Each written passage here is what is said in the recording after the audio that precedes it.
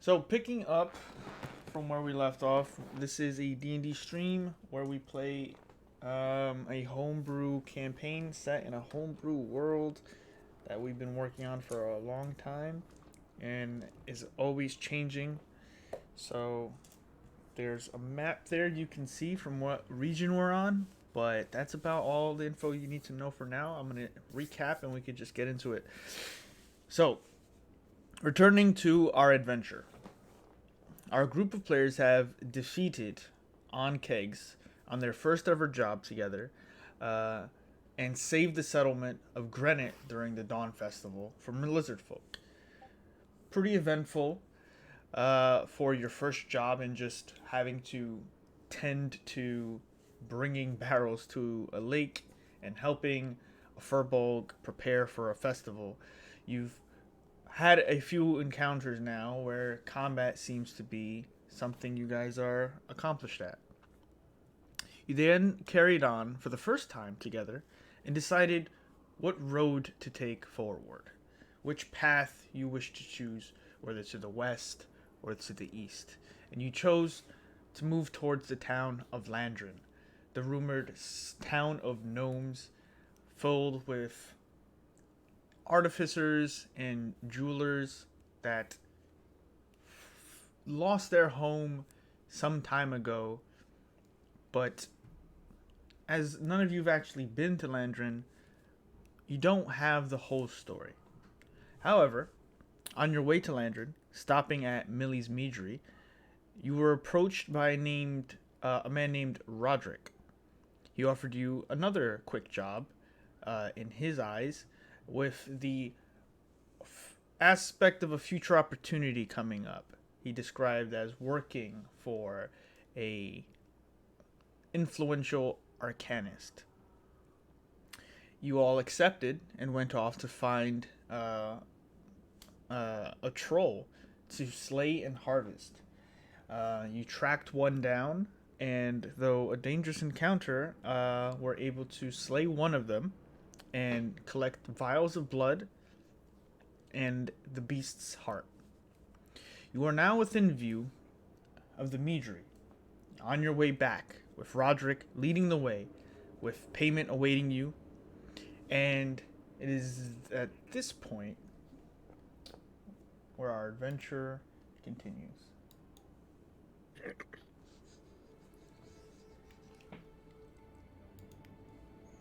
So, you're on your way back. Most of you are wounded, but the sight of Millie's Meadery is a welcome change of pace from your morning. You all enter and immediately get the scent of sweet cakes and beer. Millie seems to be giving instructions as pastries are being cooked, and the bar and tables around you seem to be empty.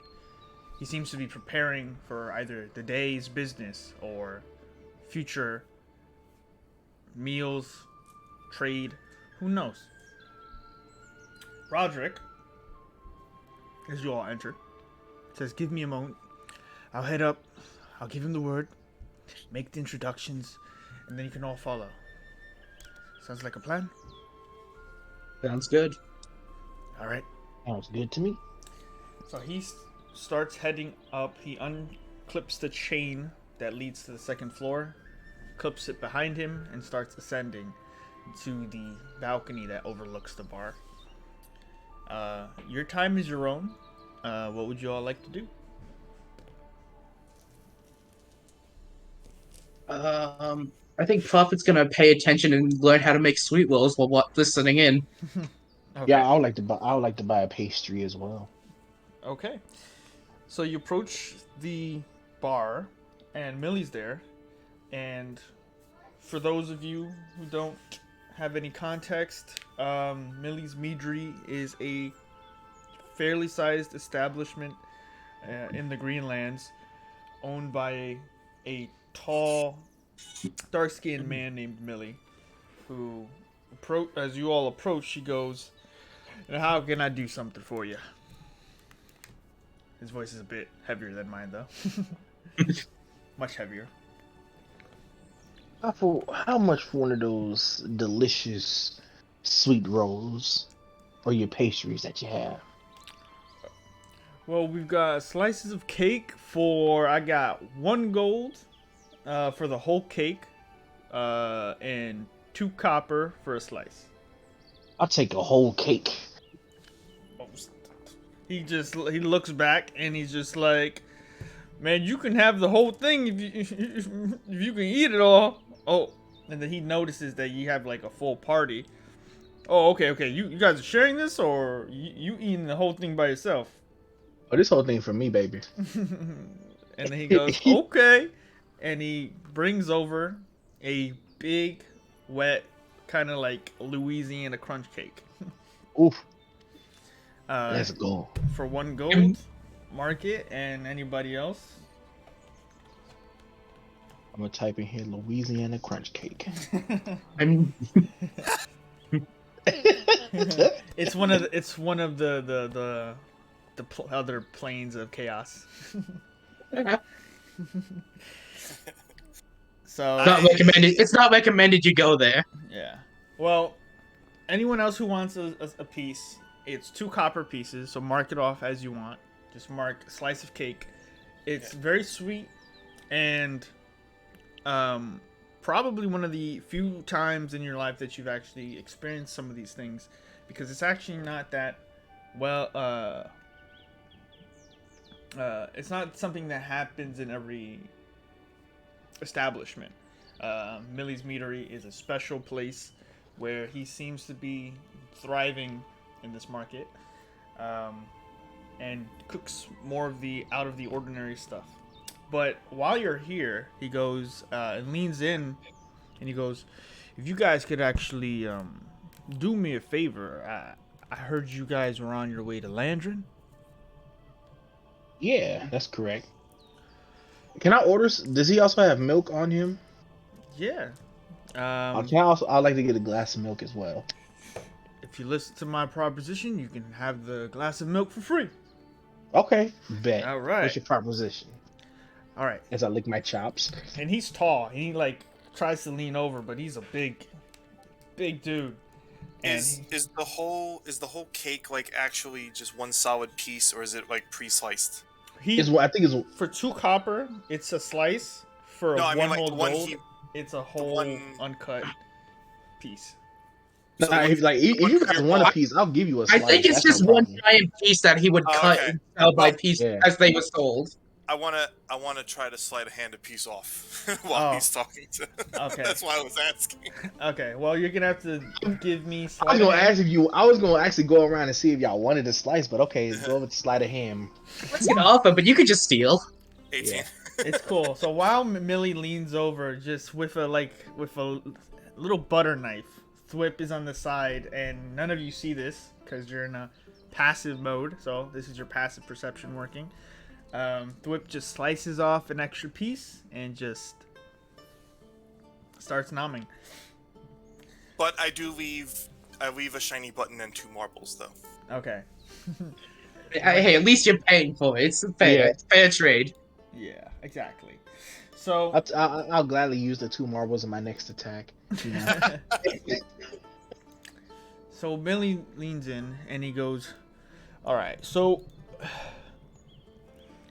I send my ales and cakes to Landron for sale, and they do well enough. But man, I need like someone to really just take in like bulk orders to really get me going. So, if you guys are heading that way, I can send you with my caravan. They're heading out this afternoon, probably in the next couple of hours. They're going to Landron. If you can facilitate any sort of deals with any of the inns or taverns, just to, at the very least, get the brand ale that I sell on tap there. If you do that, whichever bar, tavern you get connected, you make the deal with my employees, I pay you 50 gold each. Well, per tavern. So 50 gold per tavern you can get me a deal. So basically, Well, you want us to just take your product to Landon and see if people want to buy into your project. Basically, Yeah, they're probably gonna want to taste the beer. Most of them know it already, but I just need to not sell it in as one keg at a time. We can produce a lot here. So, Mhm. if you could just find any tavern and inn, talk to them about ordering directly from me, and I can do 2 barrels per establishment a week at this rate. So that's 6 barrels I can do, and that would be great for me. And I mean, I'm okay with that, but I have to ask the rest of my friends. Y'all down to do some marketing? So I look at them with frosting all over the beak and feathers. Sounds good to me. can't guarantee any results, but it's if you're willing to take us there, it's worth a shot.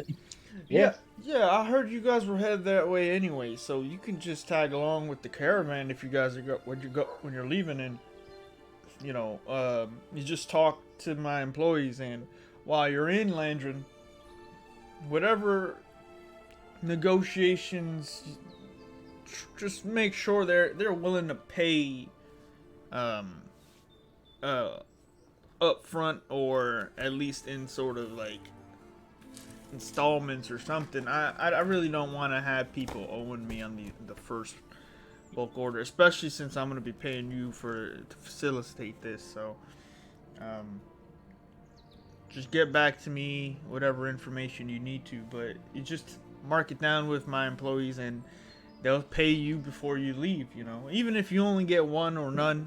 No harm, no foul. Well, that seems like a reasonable agreement. Yeah. Okay, deal's a deal. I appreciate it.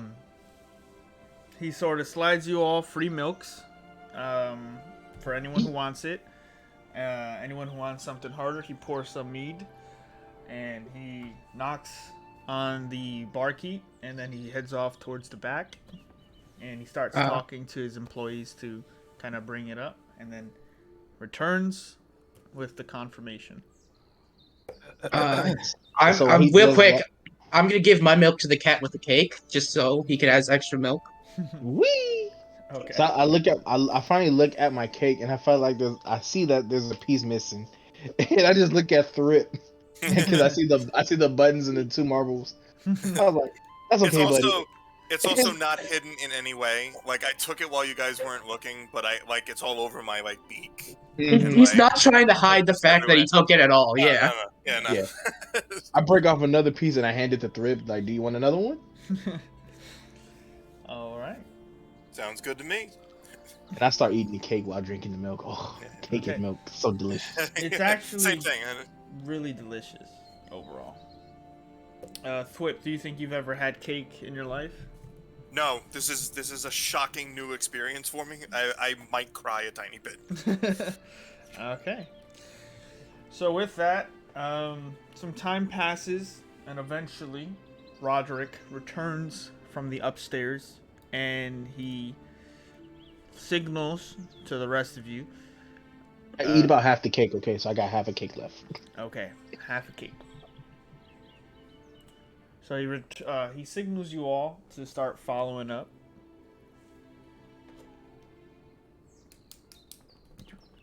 You guys follow? Yeah. So yeah, I'm gonna head Yeah, up. yeah, we follow. Yeah. Yeah. Just making sure. Okay.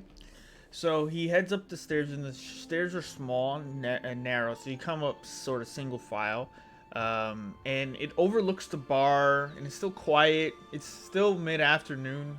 The attack, the quest with the troll happened very early, so you still got plenty of the day, and you can see through these windows that daylight is still pushing through. You see that the path that you're on leads to a set of rooms down the hall, but before that, there's a cubby to the right of you, that is sort of over the bar, but tucked in that you couldn't even see it from down there. And there's a table with a man sitting at the other end of it, with a window behind him that is open, where the sun is peering in.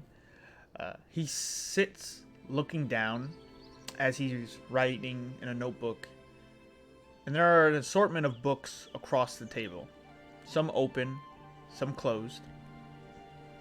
He's human at first glance, but short, pointed ears reveal a middle-aged half-elf. His eyebrows are thick and close, about to form a unibrow. His brown hair is slick and behind his head, falls to about his neck. His face is clean shaven, and he wears brown robes with gray add-ons. Roderick speaks up. These are the adventures I told you about, and this is Corinth Noon. Looking up, the half-elf looks at the group and takes a moment to look at each of you.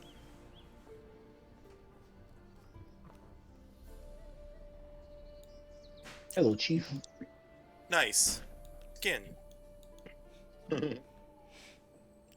After he's Probably. looked at all of you. Continue. Sorry. So say Beckman, probably not the best thing to say, first thing to say to someone. I look over to you and I'm like, huh? Huh? But there's more frosting. Just dripping. I just stare at you confused, like, how? But I stare back at you more confused. It's like, what? It's like, that was a greeting. Cock the head a tiny bit. Anyway, back to I was trying to back my attention back to him. So we were under the understanding that you needed some troll parts. Is this correct?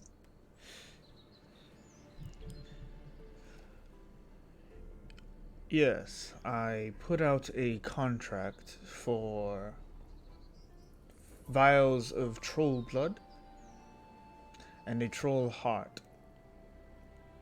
Roderick tells me that he's hired you all to help him.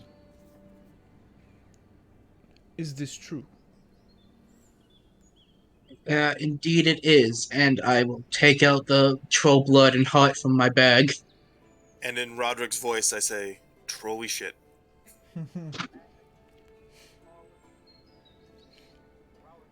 Indeed.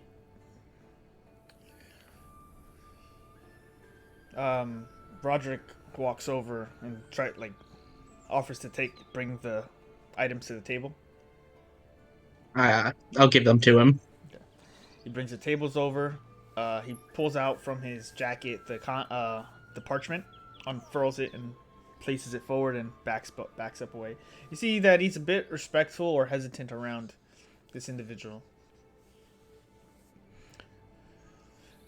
He leans over, grabs one of the vials, and shakes it.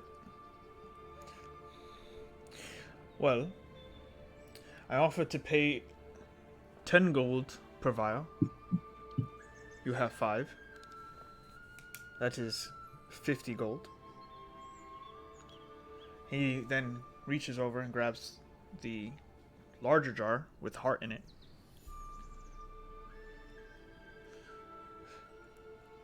Seems to be intact.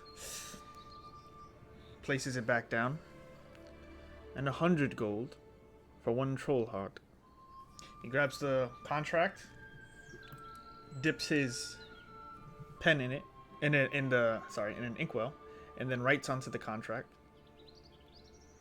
And he slides it over to Roderick, and reaches into his back pocket and pulls out some coins, counts it out.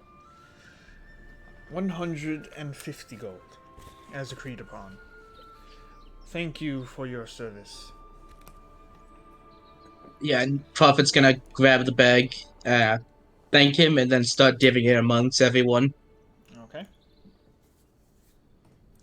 So, everyone should get 30 gold then. Devron is not here. Yeah, 150 divided by 5 is 30 each. Okay, just making sure. Alright. So, with that, Roderick speaks up and he goes, about the other thing. Right.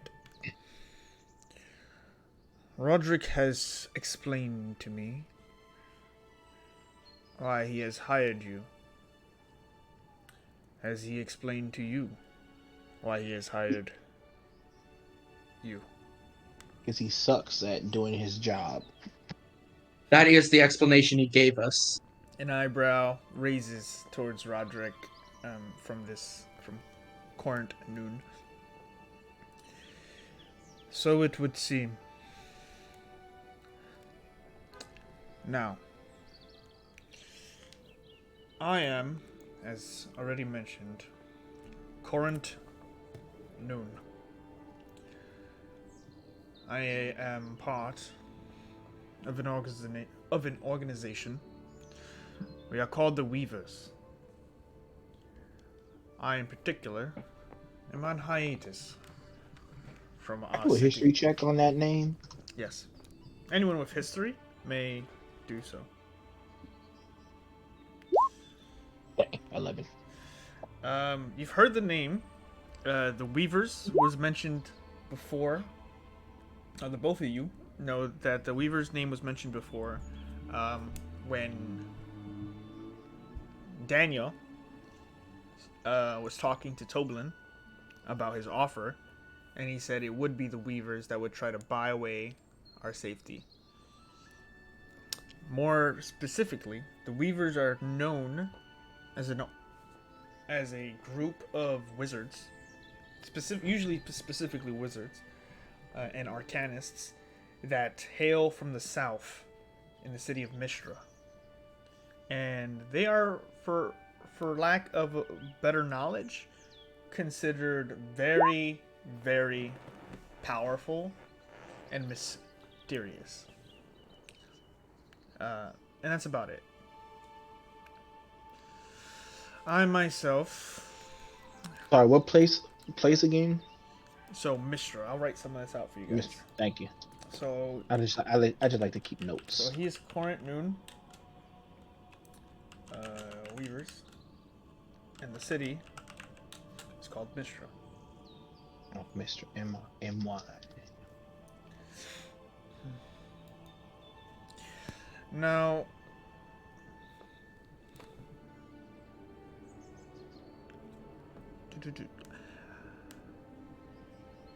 he's paid you. He starts talking, and he says, "Now it is true. I have a bit of a quest open at the moment. Not entirely time sensitive, but that is about to change. A woman by the name Faden Nume is a friend of my sister and has sought me out. She has asked for my help to reclaim her family's ancestral home, the Eyrie. I have no stake in this. But as per her relationship with my sister, I have offered to fund an expedition. One that has already been attempted. Roderick was tasked to hire a group, and he did so. I even supplied them with the means to make this more probable. Not only did he fail, but by his word, his entire group was slain. The items used to get him in were abandoned or lost. And now he wishes for a second chance. This is where I assume you all come in.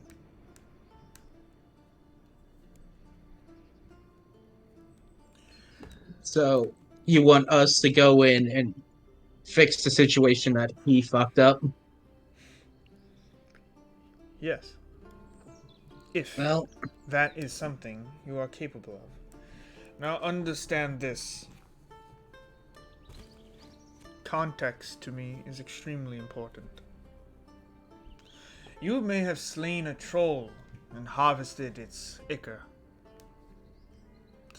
But this is not such a task. Those searching for trolls and surviving are either extremely lucky or well prepared. What do you think you are? Extremely lucky. Most likely lucky, yes. I promise you that in this quest, luck will not be on your side. You see, the Eyrie was once part of a great empire, a great nation. Have you all heard of or been to Alvaron? I shake my head no. I think I would have heard the name. Can Um, I do it? yeah, we can do that. Yeah. Anyone with proficiency in a skill, these are your opportunities. Dang, it's still straight 11. Well, you've heard the name. It is a large city, and the reason you know of it at the very least is there is a effigy of a dead god that floats far above it, casting a shadow over most of it. What's the name of that city again? Alvaron, I got you. Oh. Thank you. Now the Eyrie, or this fortress, was home to the Griffin Riders. Long ago, this region was protected by those knights. Their time has long passed. Alvaron had many enemies, and though they were a very powerful nation at one time, they are nothing but a city now, still with a very impressive host of soldiers and military might. The Eyrie was lost. Now, it's important to know that Alvaron's fall from grace was in many steps. In particular,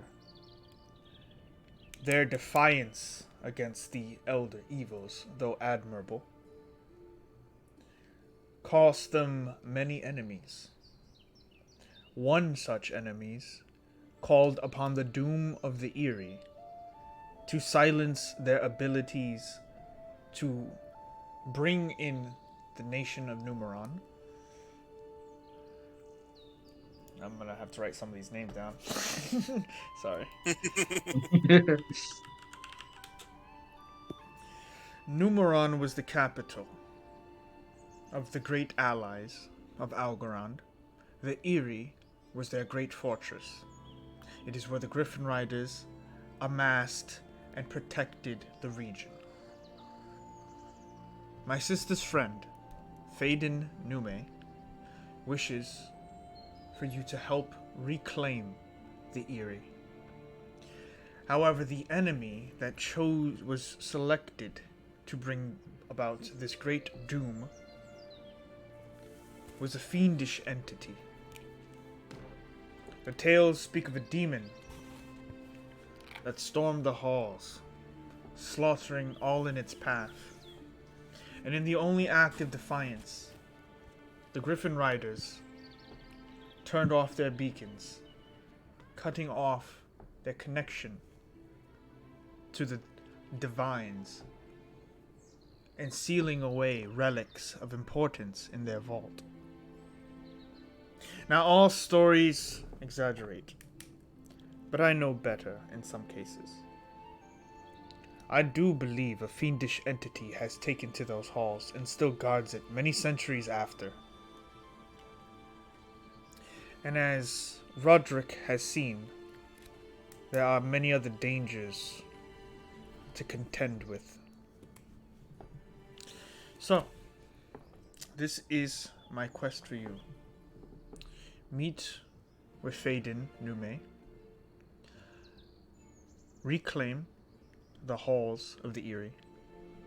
Find out what fiendish entity has taken root and defeat it.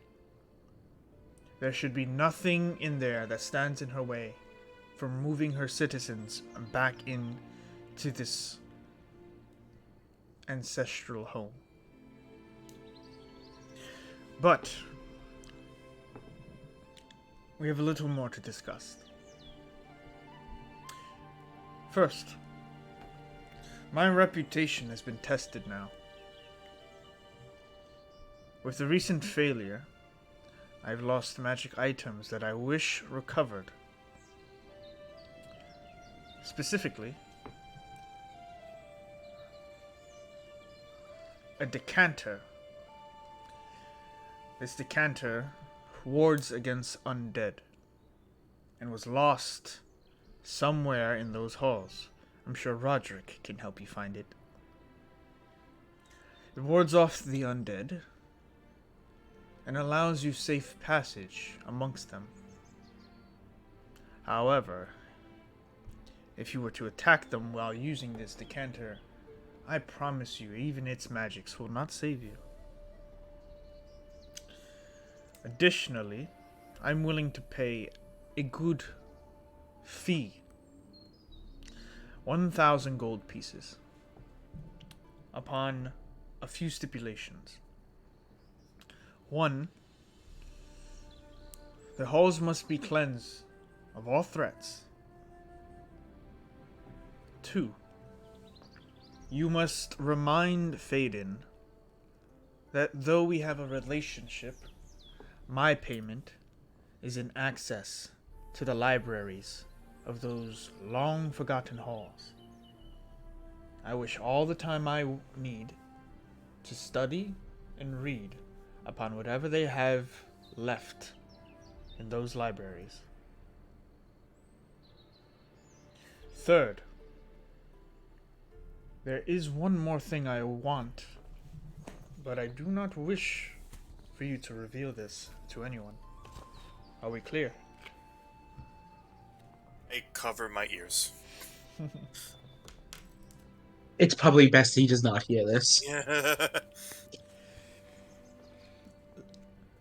There is a tale that the Griffin Riders use these powerful telescopes to see far off across the land, warning them and Alvaron of approaching armies and dangers. What the legends do not speak of is what powered these powerful telescopes. A magical lens, most likely in the vault, is something I very particularly desire, for many reasons. This artifact shows more than across great distances. It can see through the nature of all beings. And I'll leave it at that. I think for 1,000 gold I paid for a little more discretion. If you... No. Oh, sorry. No, go ahead. If you return to me with everything completed, I will pay you 1,000 gold. But if you recover this artifact and bring it to me with no mention of it, I hope, to anyone else, I will double my payment to 2,000 gold. And I will extend an offer of patronage to the entirety of your party. Hopefully, all of you return. Now I've spoken my piece. I leave the floor to you all. First of all, I signal to Whip to uncover his ears. I nod my head and take them down. Put my little feathered talons down. I do have one question. With such great stature of a person that you have yourself, are you able or can you obtain a seal of improvement? Seal of passage. Yes. I believe that we can discuss the potentiality of that, especially if I'm your patron. There are many bastions that require such a thing. Did you have one in particular in mind? No, I'm just it's just a me to test to see how should I put this? How much pull or how much authority, as you have as yourself. Because I see getting the seal of approval to go into dwarven territory is pretty high up on the list. But if you can't procure one, then that means you are of some substantial um status, I should say. He pulls from his I'm not trying to be disrespectful. I'm just saying, No, no, I'm not. I don't have. I'm me. He's he. He pulls from his pocket in his left torso this heavy-looking, circular, and sort of punctured in various different places. Just coin. It's huge, but it's just like a plate. This is my seal of passage to the Crowned Mountain. If you are looking for one for yourselves, and he tucks it into his shirt, we can have those discussions when the time comes. Once I've known you've all earned yourselves. But this is in the realm of possibility. And I have no objections to this agreement. I too am for doing this. I'm not 100% sure what we're really doing, but everyone else seems like, yay, we're doing this. So I too am like, yeah. Would like to go on this adventure. I believe we have a deal then.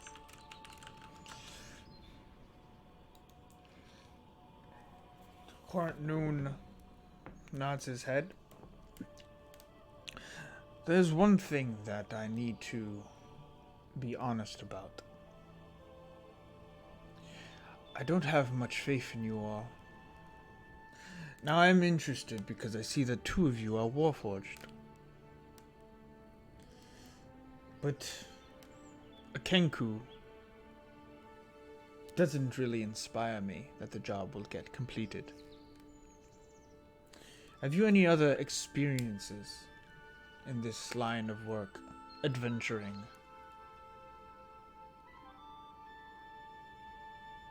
Is that towards the whole group? Or just to the Kenku. No, I think. he says it to all of you as a group, but he singles out the Kenku. I mean, he's talking about the cake. He singled you out, man. Trying to think of what I could respond with. I look at everyone in the party, and I'm like a little confused, and then I kind of like I put my little talons up in the air, and I kind of act like the ant creatures we fought, and I make their sound. Okay. And then I go, "Rah." I make their dying noise, and I drop to the ground. Yeah. That's convincing. Point taken. You may have faced creatures before, but this is what we call a bona fide quest worthy of any adventuring troop. These halls are guarded by undead and some sort of fiendish presence that has survived centuries. I will not stop you from accepting this quest. And I hope Roderick accompanies you and explains the faults of the previous troop. My recommendation, and he starts putting papers away, opening his notebook, kind of sort of like dismissing you in a way. But he says, at the very least, I recommend you prepare yourselves. Do you have anything in particular that will aid you in this? Our brain and wit. I've got my holy magic. I get up off doing my little charade of the ant creature, and I put my talon on whichever party member's nearest to me, and I make it glow like I was doing cure wounds with it, and I'm like, see, look, I have stuff too. Okay. I recommend that you all, before you take on this journey, and it is growing time sensitive, but there are weeks, I believe, before it is known that the halls are open. And other eyes look to the mountain. I would say, if you are headed to the town of Landron, I recommend using whatever coin you've earned in your travels to procure some things to help with this. Investing in yourselves is the best way to ensure you continue your journeys.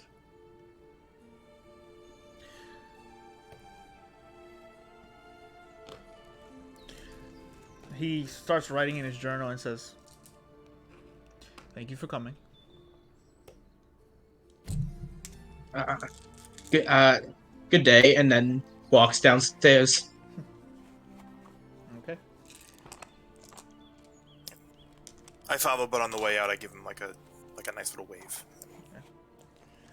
Roderick sort of follows you, stops, and then, look, I promise it's going to be a lot better, and we're going to learn exactly what we did wrong, and we're going to get your stuff back, and you'll see. Sir, this is a you problem. No, just we here- literally just accepted the job to do it, so it is our problem. We're talking. He's talking about like we're gonna get no. You gonna get his stuff back. We just gonna help. But this is a problem that you created. We're just here to help you. I mean, yeah, kind of. He follows Yes, behind you that's guys. what you agreed to. Yeah, I that's tug basically what's going on. I tug at Roderick's like pant leg, and I give him like 2 gold and like 3 marbles because I see how everyone's kind of giving him shit. I appreciate it, but we're square. You know, thanks for you help with the troll. We're gonna get this one done too. I'll explain. He looks over to Cornoon. I'm gonna explain to them everything that happened. Promise. He's like pointing. He's very adamant about getting this done the right way. And he follows you all down. He kind of pushes you over Thwip to lead the way down, and he doesn't take your money, but he gets you guys downstairs. All right, look. Now, trust me. Things went bad. Really fucking bad. And he's not wrong. We really should bulk up on supplies if we can. And, you know, I can explain more on the way there and onto Landron. Or if you just want to go now, we could do it. You guys are much more qualified than the last group I was with. Now, not to say no, we should not blindly rush into a hall full of undead. We should gather up supplies and weapons before doing anything else. Right. Perfect. Good idea. So I've heard this word a couple times now. So like I look around anywhere nearby to grab something I can write with. Yeah. And like just wherever I can write on, even if it's like with condiment against the wall or something. I literally just ask, what's undead? So you know how when you kill something, it stays down? It's those things get back up. I like tilt my head, and I have no idea what the hell he just said. Actually, you know what? Can I make an intelligence check? Yeah. Trying to make it simple since he doesn't seem like the smartest guy. DC 13. Straight intelligence? Yeah. 16. 16. You get the gist of it. You know, you hit it and it gets back up. You kill it, it still gets back up. That doesn't make sense, but okay, undead. And then I like, I'm thinking about it, and like the light bulb goes off, and I'm like, oh, and I make the troll noise, and I'm like, huh? Like, Similar. Similar. and then I nod at him, but I'm like really proud. I'm like, yeah. And I know this is a bit late, but for some context, Corinth Noon speaks very slow and deliberate. I mean, I talk slow and deliberate sometimes, but he speaks extremely, in a way, like sort of Professor Snape sometimes, where every word kind of, Yeah, like no wasted. Yeah, no waste of syllables or breath, which is why when he was done explaining everything, he was basically done with the conversation. So glad I didn't grab a lot of voice clip off him, because Yeah. I have like 6 different people that talk super slow. Yeah, that's fine. So, what would you all like to do? So listen, I suppose we could just hang around until we're ready to go with his caravan to the towns. I would like to rest a bit before we leave. Okay. I would say... I agree with that. Yeah, do a rest as well. Okay. So... Damn, you guys are at 1. You said 1, 2... As we're resting, I'm gonna try to figure out what 1,000 is. Okay. So... It takes a couple of hours. I would say everyone at this point gets the benefit of a short rest. So if you want to roll some hit dice and start healing, you may do so. I don't have the page open. I don't want to cover anything for Ranger, right? I need a I don't think you... I need a long rest for that, right? Spells are a long Plus- rest. Yeah, spells of less. Okay. Yeah. Like specifically ranger abilities, I believe Yeah. Or some long might rest, short right? rest. Some, if it states, some might be short. Yeah. I don't know. I don't think. Well, I'm only level 2. I don't think I have Uh, anything that's short rest. Yeah, just assume it's a long rest then. Yeah. So, as you guys How are many hit resting dice can we roll? Just one for the short. Roll You as- can as roll many as as you many. want. Yeah, you just. per level, Well, yeah, you won't just get some, but you only get them back at a long rest. yeah, you can roll up to your level. So you're all level 3. You can all roll up to 3 hit dice per long rest. So if you roll 2 now, and then you take another short rest later, you can only roll 1 until you Okay. take a long And rest, it's and then yeah. and it's also dependent on classes. So if you multi-class, you have different hit dice for that. Yes. Yeah. So, What's an artificial hit die? Which I Is don't it know if anyone else D6? multi-classed actually. So I do. yeah. Artificial and fighter. I know fighter, I believe, is a D8. 10. Yeah, D10 for fighter. Okay. Um, Is there a way to put multiple hit dice on here? no. There should be, isn't there? Not that I know of. I haven't really. I don't get to play the game. Oh, it's like a macro kind of thing. Yeah. You can make it physically like an ability, but I don't think there's any way to do it off like that hit dice button. Oh, okay. Like I just got lucky that both of mine are D10s. Otherwise, I would have had to separate for it. All right. So you take some time, rest up, and then the caravan meets you, and there's about 3 carts, and one is just filled with barrels of beer and ale, and there are crates of cakes and sweets, and Millie sees you all off, and you're all split up in different carriages. Let's see what we get. Grab my dice.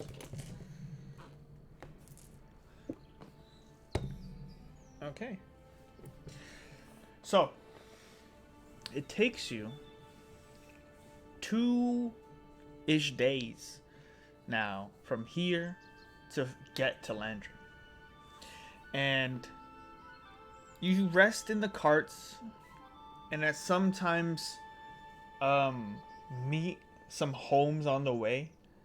Some small, simple people that are just offering to buy any wares that you have, but you're not actually traders here. You're sort of helping the caravan get to Landrin to sell your the stuff. Some of the people from the caravan do sell off some of the cakes and beer, making some coin along the way. But for the most part, everything seems uneventful for your traveling time. So that's your first day. I mean, one more. Yeah, okay. So both days go uneventful. I'm rolling on the side. These dice that DJ bought me a long time ago. That I always use. E lying. Nope. They're very nice because they're heavy and metal. So your 2 days go uneventful, and the temperature shifts because you're getting closer to the Crowned Mountain and the northern borders of the frozen tundra. And with that, we gotta change some of this pace up. So, approaching from the west, you're on the high ground now with the caravan overlooking the lands toward the Crowned Mountain. You can see on your map where you are. You get an actually good view now of this, what is the northern borders of Alvaron.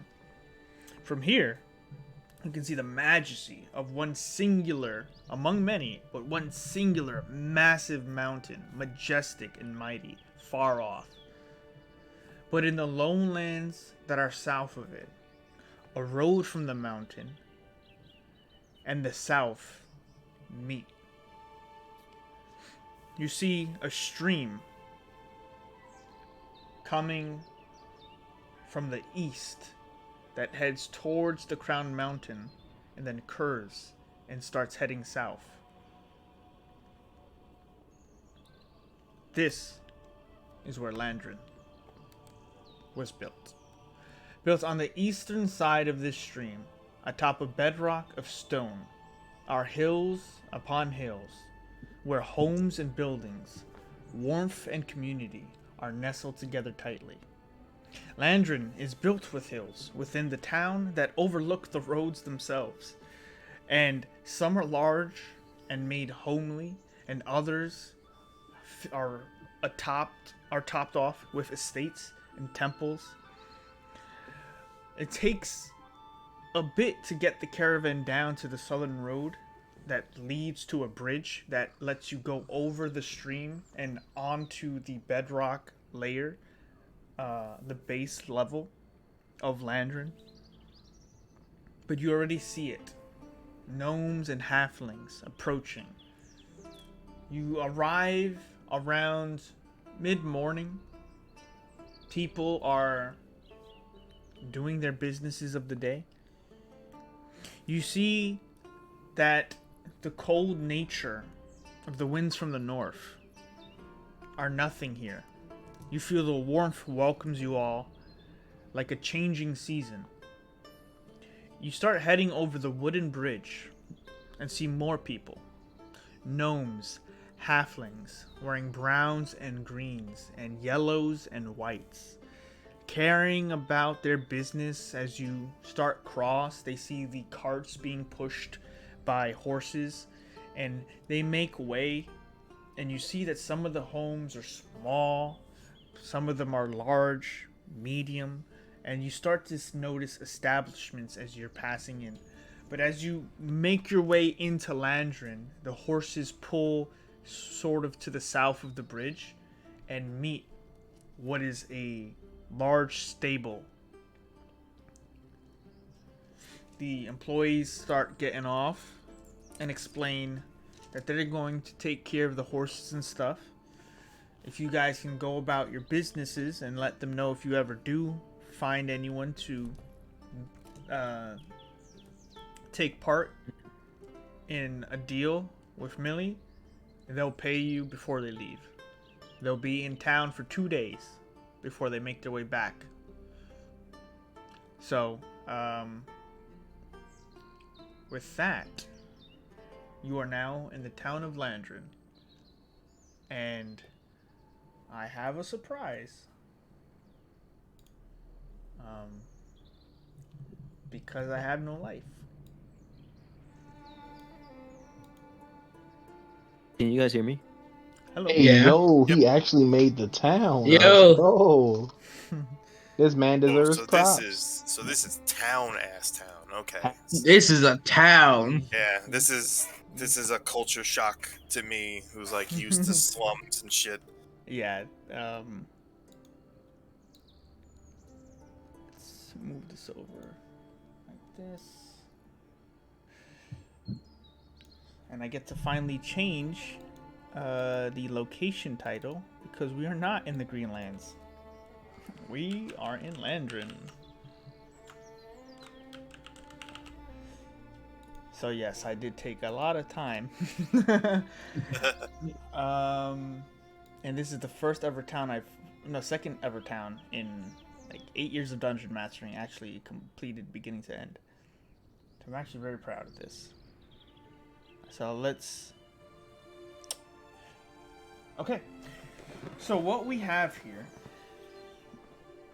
is a road that leads to the Crown Mountain to the north, and a road that leads to the south. And you all came in from that southern bridge and stopped at the stables. As you're unwinding, your time is your own, but a couple of guards make their way to you. But the interesting thing is, as they're shuffling over, they're not that much taller than Thwip. Gnome guards, dressed in gray leather armor and white cloaks, approach the group and say, "So what's your business here in Landrin? Traders?" Oh, and one more thing. Sorry, my apologies. Yeah. It's Landrin, right? Yeah. Welcome to Landrin. different music. Okay. So, these two gnomes, with armor and gray armor, white cloaks, and decent-sized spears for their body, approach the group. It is still around the early mornings, and they talk to you all. So, what's your business? Traders? Well, kind of. We were sent here to do some promotional work for a business, but also wanted to do some looking around for personal interest. Okay. What you looking to sell here? We come from a brewery. We have ale and sweets for sale. Oh, from up there at Millie's. Yes. All right. That sounds lovely. All right, well, you guys enjoy your business and let us know if you need anything. You just looked a bit new. And then he kind of takes you in and notices that you are a Warforged. Or he just... that you're some sort of construct. He kind of squints his eyes for a moment. All right, yeah, carry on. So... Did that seem like he knew for certain he was a construct, or did that seem more like it was like, oh, my eyes are playing tricks on me, you look shiny for a minute? Like, well, they don't hide kind of what they are, so he takes a good look at Oh, fair enough. Yeah, it's not like I'm trying to like cover every piece of metal on me now. Yeah, so he's pretty out there with it, and Mekamaru also. And looking at they get the idea that you get the idea they know what they are, but they aren't scared of it. And as they're making their way towards the bridge, you have been speaking to them and haven't noticed the sound of these heavy footsteps behind them. And you just hear them one after another, but they're not just heavy because they're loud, they're heavy because you hear machinery. As behind them you see a massive looking machine lumbering behind them and following these two gnomes on their patrol. It is wielding two heavy shields and has a singular eyeball. And walks past the group following the gnomes. Just quick, based on just my past in general, would I be able to know what that was? Not really. Make an intelligence check. Uh, Or Arcana, if anyone has it. Sorry. If anyone has Arcana. That's You said 15. nature. You said nature or Yep, No, yep. just The robot is nature. definitely a nature check. Just nature or an intelligence. Nope, that ain't me. While they're doing this, I point at the big shield wielding robot, and like I point back to like Mekamaru, and then I'm like point back at the big one. And I make my gesture with my hands that it's like, oh, this is big, but you're tiny. For some context, this is what it looks like.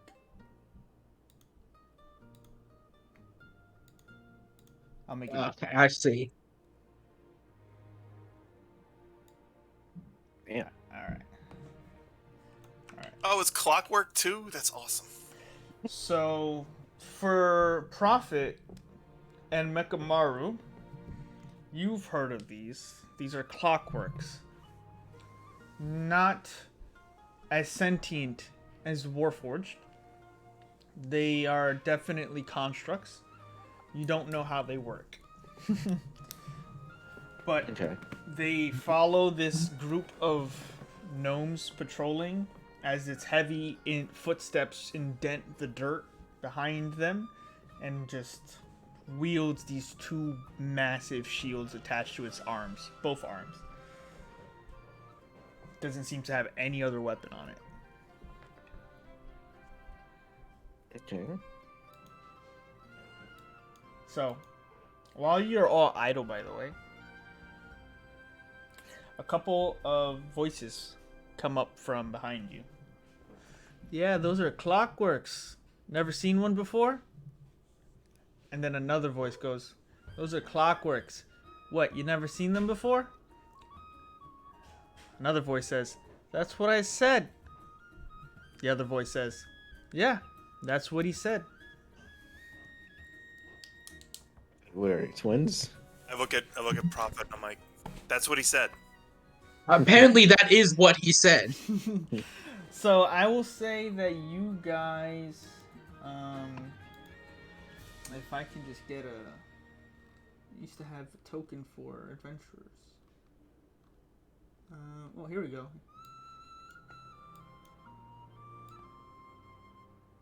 So I would say that this is taking place between this stable and this barn, and this the stable and this tavern. And you see these two gnomes that look almost identical. And they're both wearing completely just dark gray armor. Not leather, but not necessarily like armor. And it doesn't look like they were wearing the same things the guards were. But their cloaks are black. And they're also barefoot.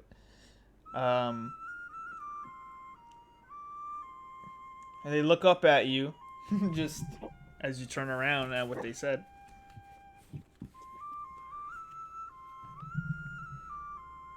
Oh yes, I was going to say that gnome gods don't seem that intimidating because of their size, but then that appeared, so Yeah. that did most of the job of that. What are you all deaf? Or are you just stunned? I don't know they are just not responding. I'm just more of amazed at how it's like working and moving.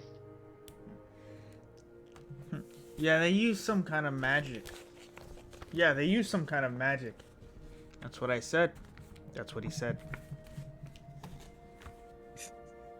I nudge Mekamaru and I'm like, they use some kind of magic.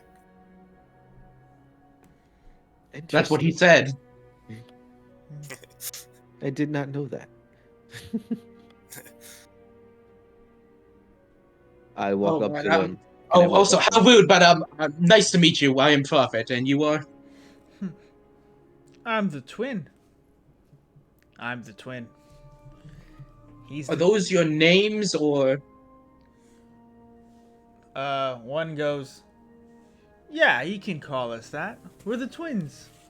You've not been around these parts, I can see that.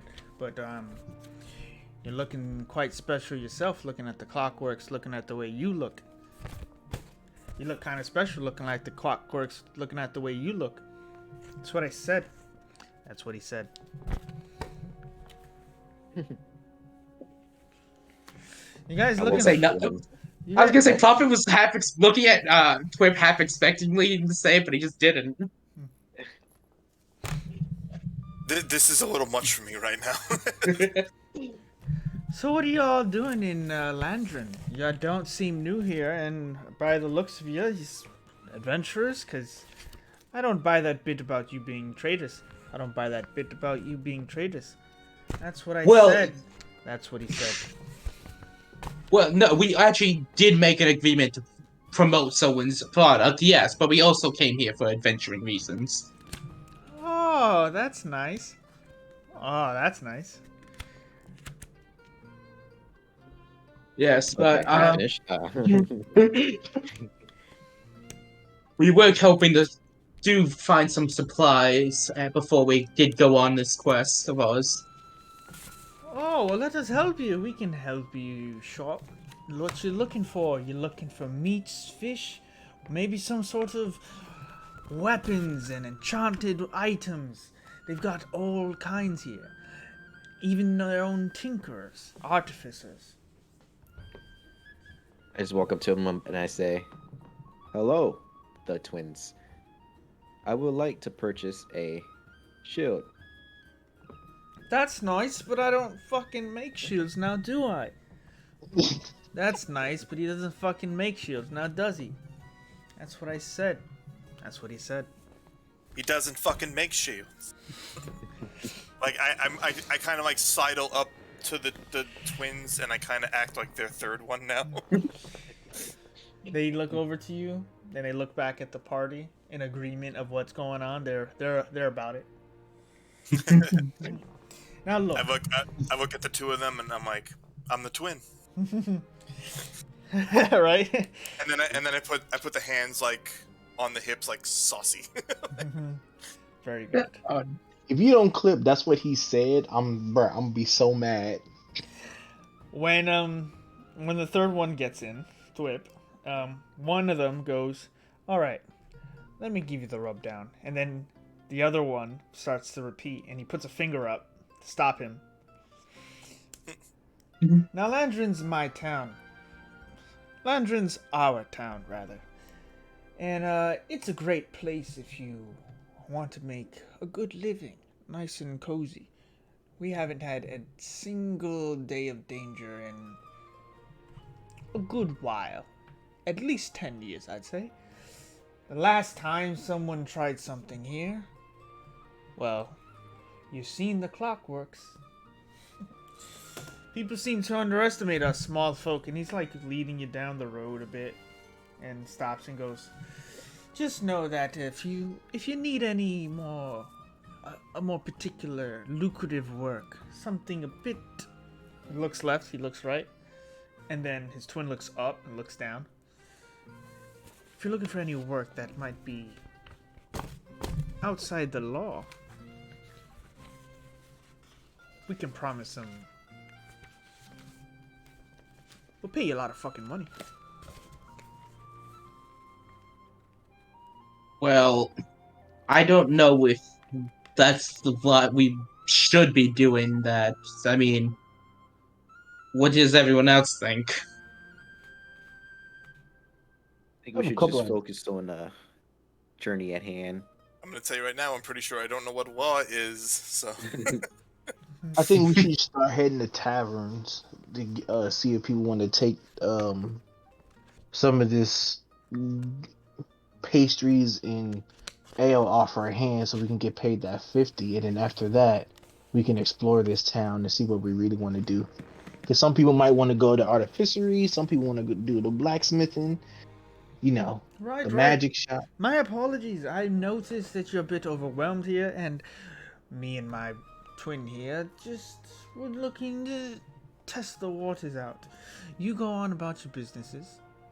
We'll go about ours. And if you run into us later, give us a call. Will do. He starts walking away. The other twin follows. I need gigantic I was- hand wave. Like I was gonna say I was about to put my hand in front of Twip so he doesn't follow them. Okay, so that's it. They leave and head off into town, and you all are not bombarded anymore. My apologies, because there's a lot of NPCs here. Sorry. Your time is yours. What would you like to do? Well, I suppose. I mean, we're right next to a tavern, so I mean, we might as well try and at least advertise a little bit. Okay. So you guys head to the nearest tavern? Yes. Okay. So you enter what seems to be a medium-sized establishment of red roofed tiles and a sort of white stone exterior. And there's these 3 steps that lead up till you make your way into a diverse set of tables, as you see small tables, large tables, medium-sized tables, up against the wall, some spread out. You see basically climbing chairs that help people be at the same level, as this is a establishment that caters to the small and large folk. It's not as busy, but there are a few tables filled with halflings, gnomes, and a couple of dwarves even, just eating, drinking, and getting their day started right. The tavern owner goes under the bar because she's small like that, and approaches with a handkerchief that she starts wiping, or a rag that she wipes her hand with, and she is a female gnome. Looks up at the group of you and goes, "Hey, you're new here. Welcome to Gnome Sweet Gnome." Thank you. Quick question: are you looking to purchase any more ale in the near future? Because we might have an offer for you. Well, I like offers. You want to have a seat? Introduce yourselves, and then we can get to business. Of course, I'll take a seat. All right, lay it on me. Well, are you guys sitting down with me, or is it just me and them? I'm there. I'm there with you. Don't worry. I'm just asking because, like, Yeah. I'm kind of relying on you guys because I can't taste, so I'm hoping you guys can, like, actually sell this thing. Oh shit! It's like, I'm a robot. I can't taste. I'm, like, trying to set you guys up here. I'm just watching, super fucking curious at your reactions. So I'm actually a little confused because this is probably the first time I've ever sat at a table that like I actually am sitting correctly at. Mm-hmm. Yeah. So I'm more like, oh, this is what everyone does. Yeah. Also, Kavia, I like knock you on the shoulder. Like, if you have any of that cake, pull it out. Let her try some of that. Got you. Bet. I mean, doesn't the crew already got some cake? This is my I mean, cake. yeah, but we're not. We gotta go find the clue to get that. We have it on Ah, its I way got you. I now. got you. I got you. Got you. Got you. So yeah, go ahead. Go ahead. You be the opener. I'll be the closer. Okay, so have you ever heard of a bit haven't done Mrs. Brewery Meadery?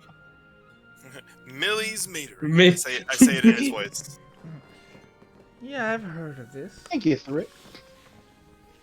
Well, you see, we recently came in contact with that fine establishment, and as our little friend, we learned of the great sweets and delicious ale they make and sell there. And we figured that a place such as here, which fine drinkers and fine customers must want the best products out there, of course. You're damn right. Go ahead and I don't make I have like, a I per- signal you to like give her the cake. I don't Okay. have specific like titles or names to put the voices to, but like every time we've been in a tavern that has like positive things to say about the food, I start rattling off like I'm giving you like a booklet of reviews. So A So bunch it's of like, five oh, stuff. it's the best goddamn thing I ever had. That kind of shit, like every single different voice that I possibly know from a bar. All And so I right. say to her, so we all know how busy life can be. Adventurers coming in for a good meal, good ale to drink about their problems. People come in from work to have, just a nice relaxing time from their busy day. Wouldn't it also be great to have something sweet and delicious to go with that nice hearty meal? And I pull out, half of my cake. This right here is a spice crunch cake, or that's what we call it. In other terms, a Louisiana crunch cake, but that does not exist in our realm. This right here is the simple taste of heaven and pleasure mixed together. When you take the Ooh, I cake like that. out, I start to drool a tiny bit, and then I put the gold piece on the countertop, and I try to No, get a slice of it and from I you. see you, so I try to stop you. I would like to offer you a free taste of this scrumdiddlyumptious cake, so you can try it for yourself. I don't And mind if if you I do do. enjoy it, okay. And so I give her a taste test. Okay. She takes a bite. She starts to like let it sit in her mouth for a little bit. And then she has a positive, surprised face at first. And then warm, and she continues to chew and eats the rest of the slice you give her. I'm not gonna lie, that was pretty damn good.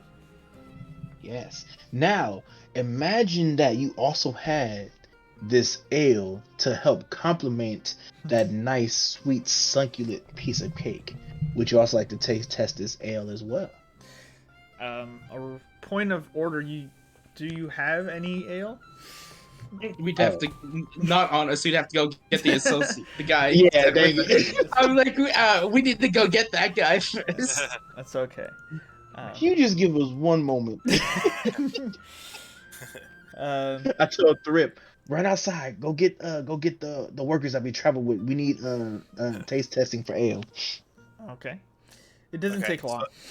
Yeah, I run out there and I grab both of them like by like the knee, Yeah. like literally the knees, and I like yank on them as hard as I can. I was like, "We need taste tests for ale," and I'm like, just trying to drag them back. They give you they get out a keg and pour 2 mugs and give them to you. So I drink one of them. oh Yeah, my so yeah, god. Trip comes back with one. The best part is come back with both cups still. Like like the one's other, empty, the one's other full. the other glass is just like on beak, and like I come running back in with the other one in both hands so I don't spill it, like with both talons on it. And I'm like, I run up and I give it. Okay. So you here turns Thrip. back with 1 cup of ale, and you offer it to her. She seems interested. Now imagine this: the sweet succulent cake that you just had, pairing with this nice. I never really got a flavor for that. Yeah. Well, she starts drinking it as you're talking. Yeah. She's drinking it, and she's taking it down, and she goes, "Oh, that's pretty thick. That's pretty heavy." Yes. I'd say night and day right there. Give me 1 second.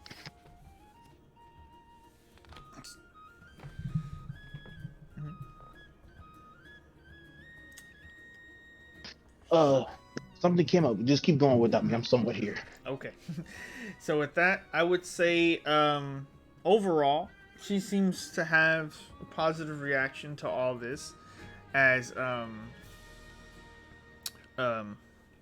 you all have kind of given your piece, and I would say whoever it would have to be Phil, because he's kind of spearheading this. If he can make a persuasion check with advantage when he gets back. Could I give him guidance? Sure. Yeah. So So, unfortunately, since he is a cat, his hair will stand up from the electric shock. Okay. Okay, you said persuasion. Persuasion with advantage and bless. Okay. Ooh, that's a lot. I'll take Hey, it. you and me made a great sales pitch, man. Joe did. You said with bless as well? Okay. With guidance, yep. Where is persuasion? I'm so blind.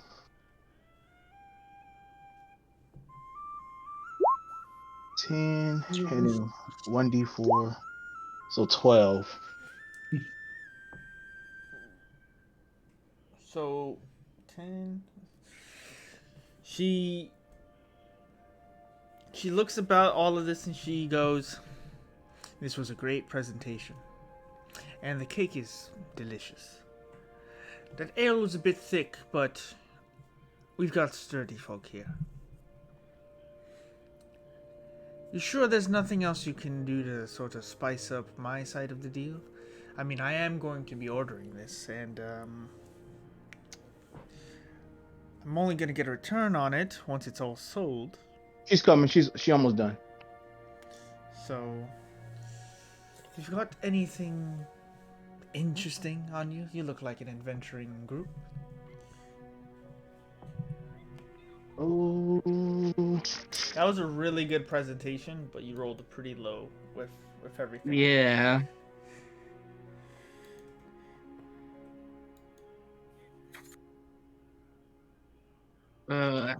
I proudly walk up. I take Oh no. I take the bag of all 8 marbles I got left, and I'm just like slam it on the table, and I'm like, yeah. I'm gonna slide the 4 marbles you gave me on top of that. I look at you, and like I give you like a nod, like we're doing this. Yeah, it's a knowing nod, yep. All in, yep.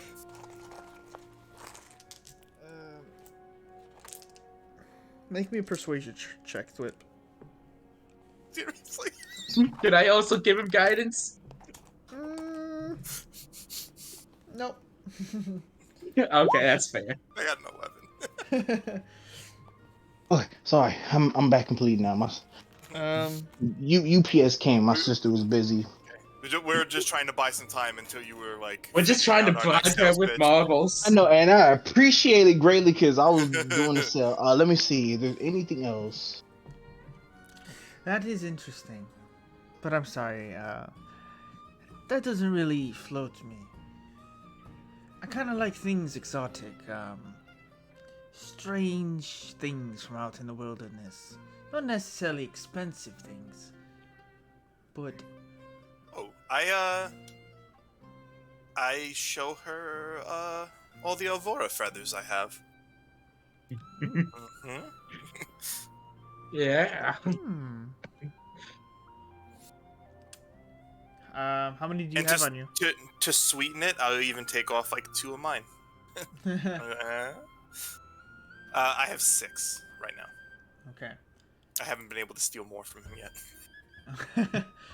Okay. I've been trying to every single time. Of which you push all these feathers onto the table, and Alvora looks like you like pan the camera over, and Alvora's looking down, and like realizing that they're his, leaves the bar, flies off to get some high ground. And then I'm like, I take off like 2 of mine, and I put 2 of mine on there too.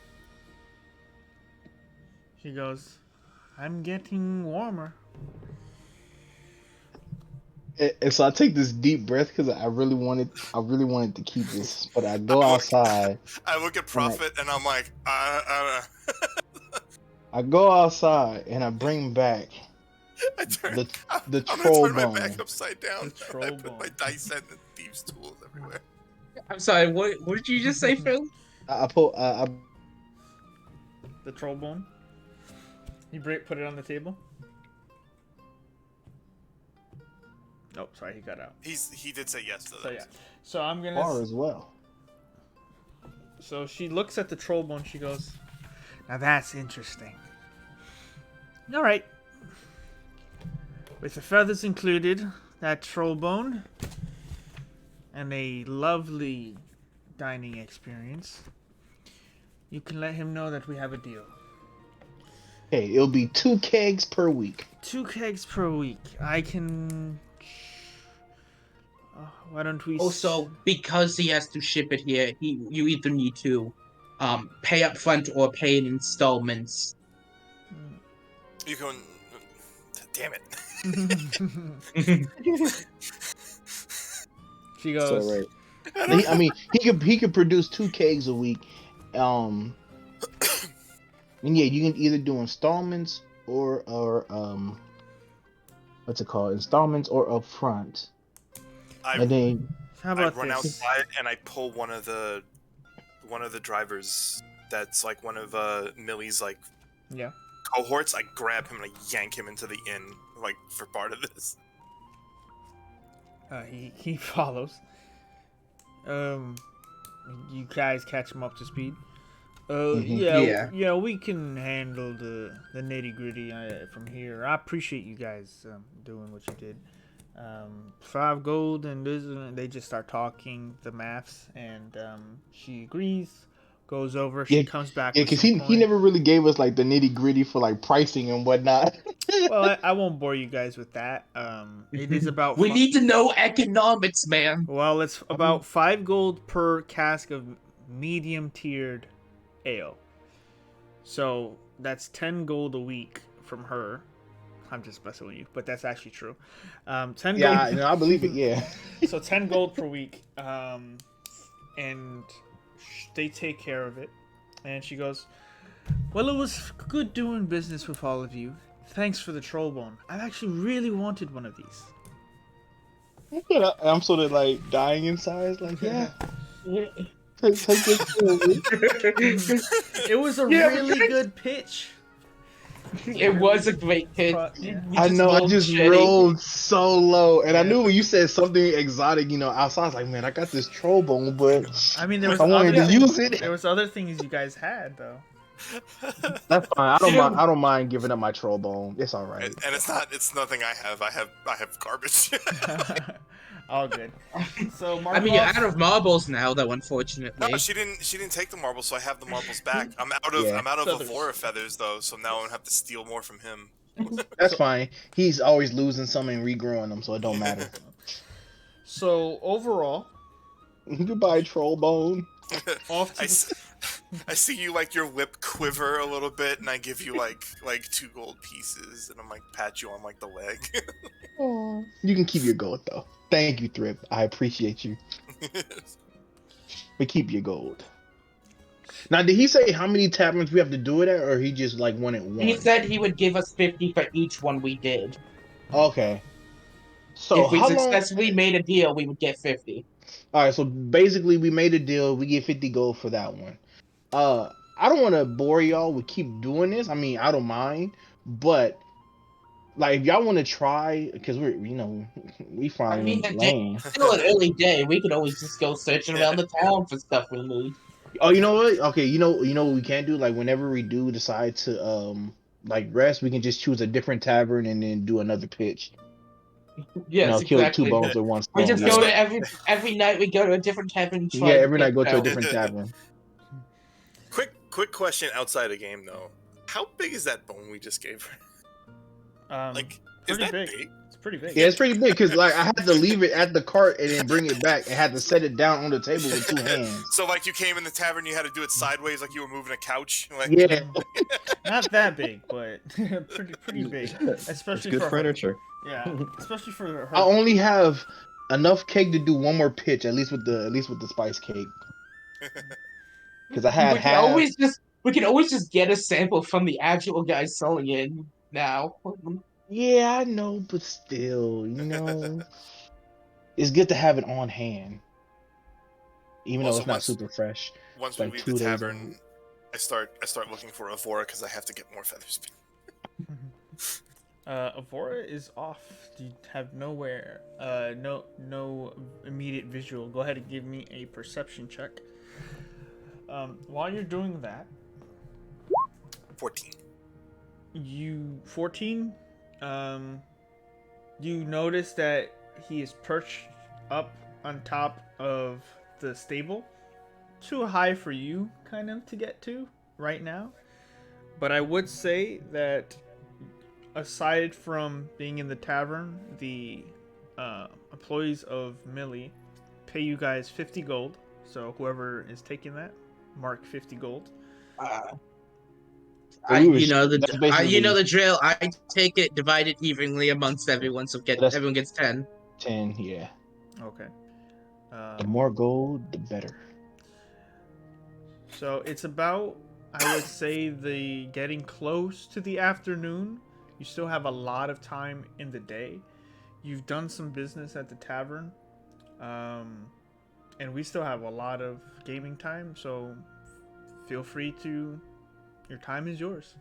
Whatever you guys would like I'm to gonna do. be honest. Does everybody sort of want to just move in as a group or sort of split off to do their own thing? Even though that sounds like a whole lot more work for Mata. No, I'm fine. Well, I think most of our needs are relatively the same, so I think it's just easy to stay in a group. Okay. and I'm interested in just like seeing all these shops. Like, Because there's 2 places. I'm just talking to myself in character. There's 2 places I do want to go. One is the general store because this is where my character finally kicks off, and then 2, the blacksmith area. that's good. Yeah, if possible, I'd like to check out a weapon shop or maybe a magic shop. Yeah, there is a magic shop next to the blacksmith shop, and then there's also the artificery shop with the alchemist shop and a temple. So you want to head over there? Because I'm Sounds gonna like be a good honest. place to go. Yeah, because I'm gonna be honest. We can hit like the magic shop, the artificery shop. I'm gonna be stuck at the blacksmith shop for like a good minute. That's another thing I gotta ask Malta too. Like how long? How? I'll ask him when we finally get there. Mm-hmm. Because my tinkering is with because I have a set of glass blowing tools, so I need to start making my small capsules Right. that crack on impact. So I got to see how long it take to make those small capsules, to cut them open, fill the object in, and then reheat them up to seal them again. Okay. Yeah. Well, I can It's do up that to like you. at any time, but I'd rather do the shopping first. where would you all like to go first? Real quick, how much in total have we gotten gold wise so far? You guys should have more than me because I didn't take that share because y'all greedy hug bugs. But right now, Well, I mean, all from this session, because Mike hasn't been a part of it, and I don't remember how much we were each getting offhand. Also, it was 10 just now. 10 and just then- now. Each And of then- us should have gained 40 from In total, right? Each of us gained 40 in this session. Okay. Yeah. Yeah, because we got paid for doing the job because the troll blood. Yeah, I got and the heart. 150 from that plus the 50 from that. So Okay. that's 200 divided by 5 is basically 40 for each person. Cool. Okay. Got that written down. We're good. I'm Coming up in the taking this. I'm taking this giant city in stride. Like this is not a thing I've ever seen before. I'm used to cities being like gross, Yeah, this disgusting, is and like a bloodbath. So like this is like a whole fucking new world to me over here. So like this is new. Yeah, this is new to me too because I grew up in a small town, so something this big is like, oh snap. yeah, that culture shock. Yeah. Oh lord. Like it's still so unfinished because it's like it has pavement roads on here and then the rest are still dirt roads, so they're still in building, which is actually pretty dope. So Yeah, Mata, I noticed that, homie. thank you, I appreciate it. It That's some attention to detail shit right there. It was a big add-on because they're, allied with the dwarves, and the dwarves wouldn't help them build a town if they didn't get some part in it. So Oh, so the blue housing is like the dwarven section. the dwarves for the most part, not necessarily that only dwarves live there, but most of them make as you will progress. So this isn't like a spoiler, but the blue homes are kind of built in dwarvish make, mostly of stones. Different people kind of live there. The red ones are gnomish in design and cater to all folks, and the yellow ones are a bit smaller and usually designed and made by the halflings. So is this mostly like halfling sized town, or are there like all sizes. people too? All sizes. They're like humans too. Yeah. So like you might see a house that's meant for a halfling right next to a larger house meant for larger folk. Okay.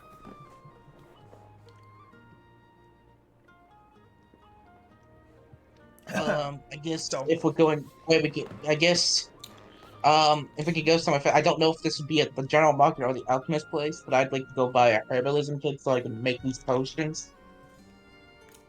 You know what's really funny about that? I knew you'd want Yeah. one, right? Yeah. The only two shops that I did not put in this town, which was really funny because like I realized it like after, and I'll fix it later, but they're in this town, but I definitively did not write two shops. And you ready? Glass shaping. And a herbalist. You gotta be kidding. That was funny. No, but they're here. So I would say, do you guys want to start in the town center, like this higher area, or here with a general store? So that way we can go place to place. We can start. I think it's just easy to start with the general store Okay. area. So you guys make your way through Landron, seeing, as described, some human-sized homes, some halfling-sized homes. Some of them pushed closer and even made into very tiny mounds of self-made hills, and they just try to get back to the roots of where they're from. But Landron has been built very close and tight together. For protection and homeliness. The gnomes and the halflings seem very comfortable with each other. Now you do see the occasional dwarves and humans walking about and just taking in the sights, and everyone seems comfortable. You do see occasionally a couple of gnomes, and then you'll see a large clockwork following them. It's very interesting to see that the gnomes have this sort of advancement in technology, but also brings up a lot of questions. But you make your way up to this high and expansive hill that is now layered with cobblestone to make it accessible to build on. You see an assortment of markets, shops, and kiosks. And eventually, you see on your way through, and you're getting guidance every now and then, following the crowd of people shopping for fish and meats, clothes, you see this general store that people seem to be going in and out of, and there's about 2 entrances, almost kind of like a rotating gift shop. There's open boxes and tables filled with fruits and fabrics and crates labeled with different things. And you enter, and it seems that there's just people coming in and out, ever winding through it. It's run by a halfling couple, and they see you looking about, and they ask you, "Is there anything you're looking for that we can help you with today?" If possible, I was looking to find a herbalism kit, Oh, something along those lines. yeah, I think we do have one of those. We have we sell all kinds here. Just give me a second there. Walks out in the back, takes a couple minutes. So since no one has ever said this out loud before, do they have like stuff outside that you could just like browse at? Yeah. Or is it all behind counter? There's everything's around the like open up. They seem to be very comfortable leaving things out in the open. So there, Like an like open when I find food mart. arrows here, There doesn't seem to be any immediate weaponry around here. But you can look around and you see that they sell kind of more just basic goods than Okay. weapons and stuff. All right, here. I've got a herbalist kit and a healer's kit. Did you want one or the other? I don't know if they're quite the same. I would like the herbalism kit, please. All right. Actually, you know what? How much would it be for both? Well, herbalism kit has actually got a few things in here. Capable of helping you make your standard antitoxins and potions of healing. The healer kit itself kind of has things to help you in the immediate moment if, someone was needing to be bandaged up. I would run the herbalism kit at about 5 gold pieces. I will buy that, yes. And I would run the healer's kit at about the same. You could use this in many ways, so I would say about 10 gold for both of them. You know what? Deal, I'll buy both of them. All right. You want it wrapped or you want them as is? As is fine, thank you. All right. Well, thanks for shopping. Appreciate it. Let us know what else you need. Do any of you need anything? is there? Oh yeah, I want to let everybody else go before me because Prophet, you just see me roll out this long piece of paper. It's like a whole shopping list. Yeah, y'all go ahead. Yeah, y'all go Great. before me. He's I'm gonna be a doing- while. He's doing Instacart. Leave him alone. It's fine. Yeah. I do need to replace my shiny buttons and my glass marbles. Are there any large assortment of shiny things that I should There's get attention? My attention would be drawn to. there's a fabric area for making clothes and all kinds of linens, and you see a mighty jar filled with buttons, all shapes, all colors. Are they all shiny though? They're pretty shiny. Okay, so I'm gonna take the jar. I'm gonna put the jar on the counter. Oh, you're looking to buy a specific one, or you want the whole lot? I say in his voice, the whole lot. All right then. Let's ring him up. Let's see. Okay. I would put that at about 5 silver pieces. Okay. So, 5, right? Yeah. I put 6 on the counter. Okay. He pushes one coin back to you and goes, "No, just 5 is good. I appreciate it." And I he hands look over- at him a little confused, but like, I take the coin back and I'm like, wave at him thankfully. Yeah. So mark off 5 silver pieces.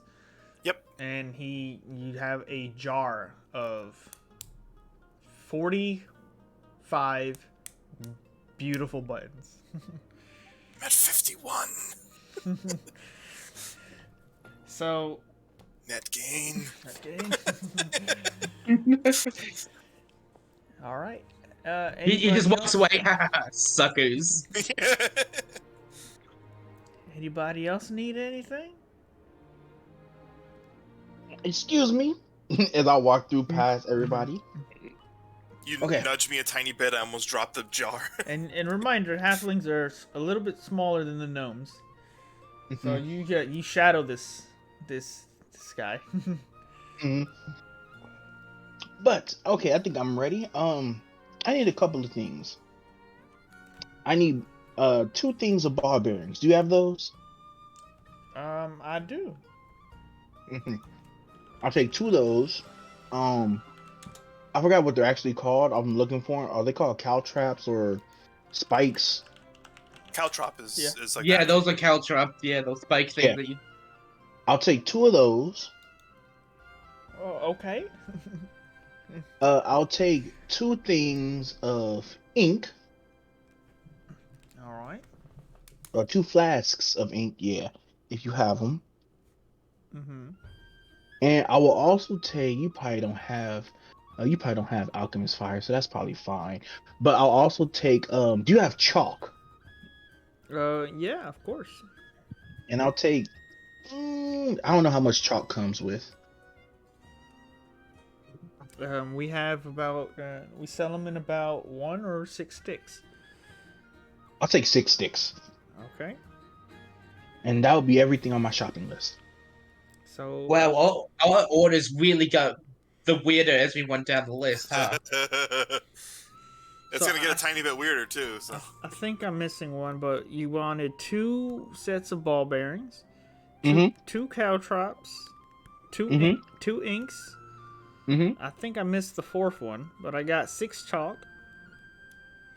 And what else? No, that was it. Just the ink. Yeah, it was the ink and then the chalk. All right. Because you wanted alchemist fire, but you doubt Yeah, they but I would don't have think it. they will have alchemist fire. That seems like I gotta go to the alchemy area over there when I get a chance. That's the most logical explanation. How many ball bearings come in a sack? Because it doesn't say. It's not a specific amount. It's just an effective amount, enough to Awesome. cover a 10-foot square. Because most people don't use them as ammunition, so Yeah. out of curiosity, does the general store carry caltrops? Yeah. You go apparently. about, and he comes back with a small bundle of caltrops. Yeah. So Usually, like the general store carries like Because minor things. yeah, he because I thought that was gonna be a blacksmith thing because I kind of want some too. yeah. I mean, feel free to ask if he has any more. Yeah. Yeah. Once you buy them, I'm probably gonna point at them in intrigue and. Dark Chinese. I forgot they actually got sling bullets. All right. Well, looking at your totals, for 6 chalk, 2 ink vials, caltrops, 2 of them, ball bearings, 2 as well. That'll run you 9 gold pieces. I'll take it. All right. Pleasure doing business. And he brings a small box over and he's lifting it up. Don't use these in town. Oh, I will not. No, but I do thank you for your patronage. No, thank you for your patronage. I am very intrigued by these things he just bought that are tiny and pointy, and I too want some of them. Okay. It's 1 gold for a bundle of caltrops. He has 1 bundle left. I'll take it. Yeah, that's All right. fine. So mark caltrops. All right. I want to see if they have any like shades. What kind of shade? Like glasses? He needs some sunglasses. Some You trying to stun on the sunglasses. battlefield, bruh? Yeah, like some, Well, just some well, Don just put Lennon. some, just paint your eyeballs. It's fine. I cast swaggery. I rolled to see if they would have sunglasses. He needs some mirrored sunglasses, my guy. And I rolled a natural 20. So Oh my god! he goes, well, the thing about that is we have something that you might be interested in based on what you're describing. He comes back with probably exactly what you're looking for, but not what you're looking for. And it is a pair of what we would describe as sunglasses to hide the shade, but they're made of pure onyx, including the lens. So you wouldn't be able to see through them. Oh my god! Can we install it on him like a flip up, please?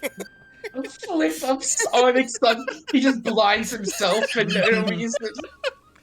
Well, we got these a long time ago. I'm not sure why you'd ever wear them, but they protect from the sun, all right?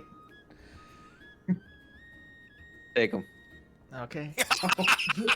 I'll say, I'll take it for 1 gold. Here you go. You put them on, you just realize you can't see shit, but man, will they I'm protect you from... So this is what Man, I'm do gonna you do. look... I'm gonna put them on, and I'm gonna try to walk away. This Okay. man got stunner shades. You walk into a pile of melons, and they start to fall on the floor, and you correct yourself. But I will say, I'll give you a small little Easter egg. They do, while you wear them, you are considered blinded. But not when you take them off. I'll leave it at that. Sounds obvious, but Wait, what? if you think... I mean, I would hope he isn't when he takes them off. Here, Oh no! They probably have a special property to them. no, what I'm saying is there are opportunities in combat that these, though make no sense, mechanically would be very useful. Oh, okay. That is Shove them on an enemy. that is totally not what I thought was going to happen. I thought they were What? cursed. I'm I thought so you were ready. cursed. I thought you were forever going to be blind.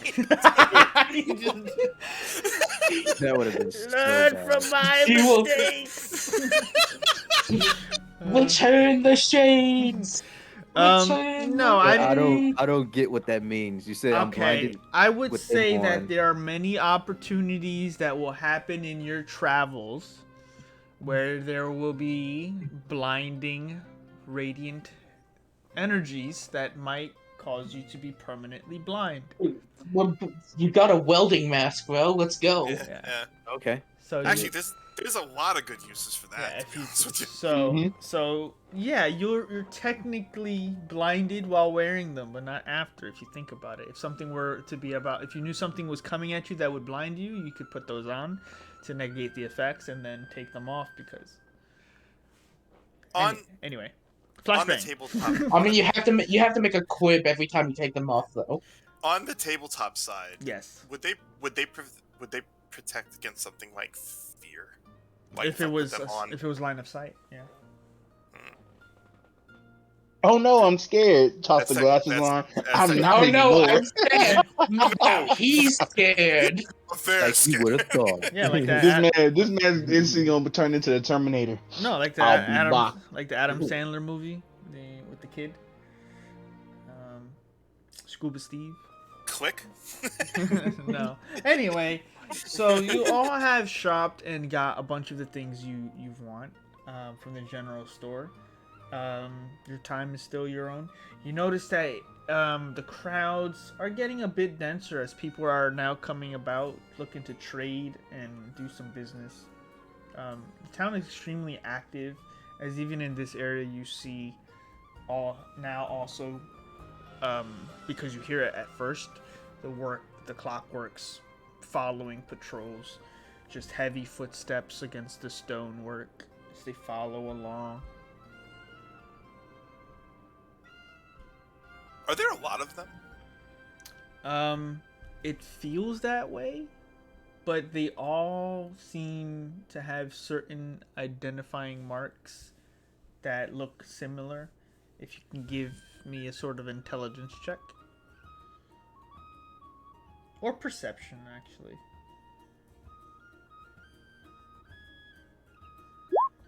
14.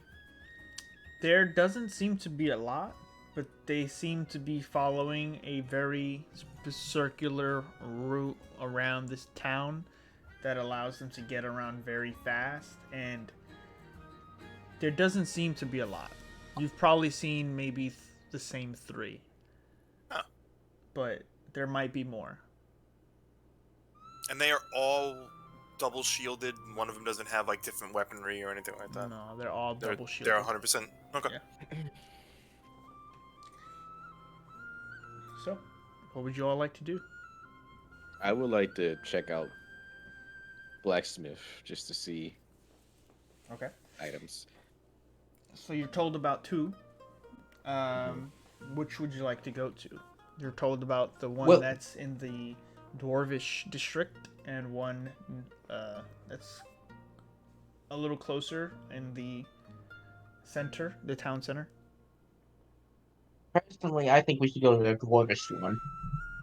And that's not a bias, I swear.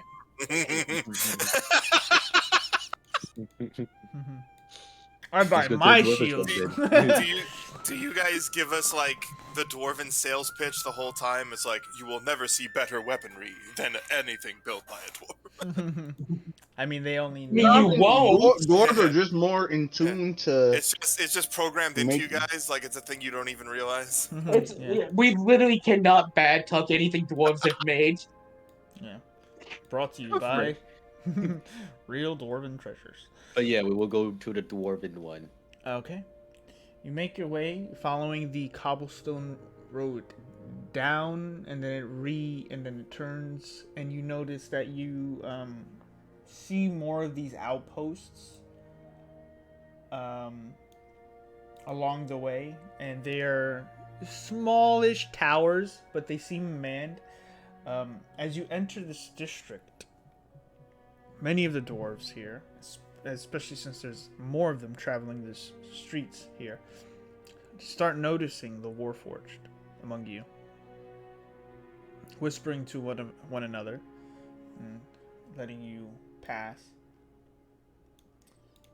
You make your way to an establishment called Stonefells Smithing.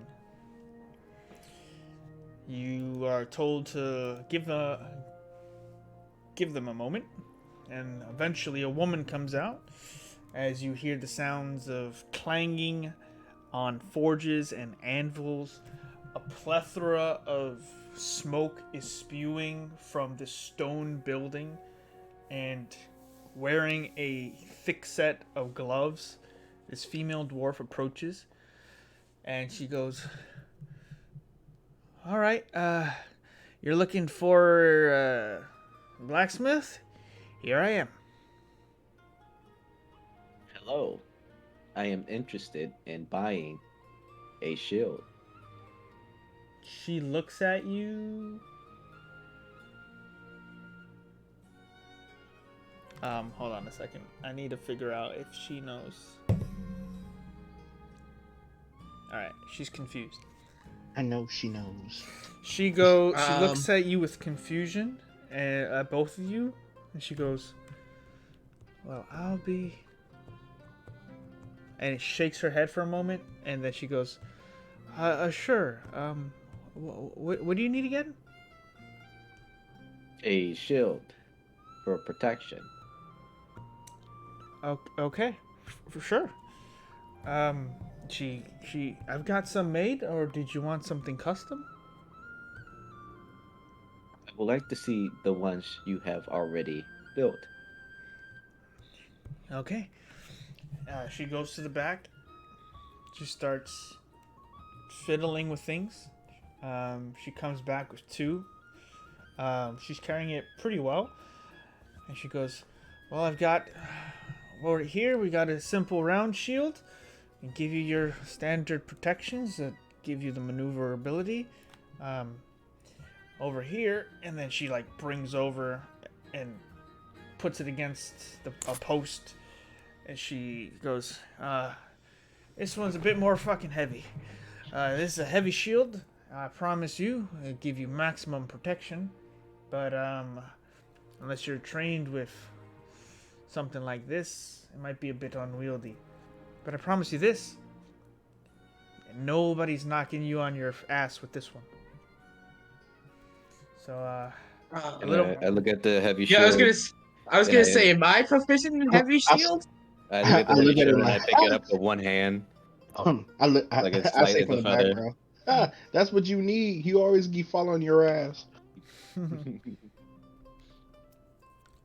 I just move it side to side. I look around on it, just inspecting it. So the heavy shield is made of blue steel. It's very beautiful, but additionally on the other side of it there is the symbol not a symbol, but like the effigy, sort of very foggily designed, not too articulate, of someone in the air about to bring a hammer down. Oh, interesting. Yeah, It's that, like Thor. Just like Mjolnir. that one's a bit more pricey. That one took me a long time to make, but How if that's- pricey exactly? She looks. 3,000 gold. She looks about. Well, normally those will run me about 100 gold pieces, but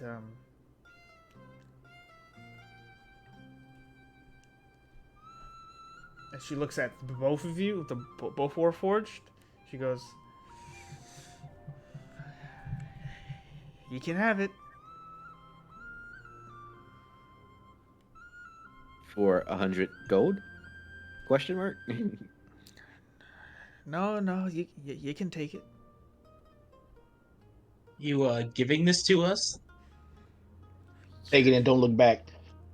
as I take the the heavy shield, and I mean, that's very good, but I feel bad for just taking such a great I- piece of work for I nothing. give her 50 gold. She goes, I'll take it, but you said you needed it, so I cannot take this without showing my gratitude. much appreciated. She sort of takes it humbly and nods her head in appreciation. She kind of seems a bit confused on like etiquette of what's supposed to happen here. What's supposed to happen? She just Like seems, she's in shock that she sees Warforged. You're a bit dense, so you wouldn't know much more about this. But does anyone else have history proficiency? I do. I do not. I do not. If you do, I do. make me a check. I don't even know my present. Can I make one? I have one. Yeah, if you, Yeah, you barely know the present. if you have proficiency in history, you may make a check.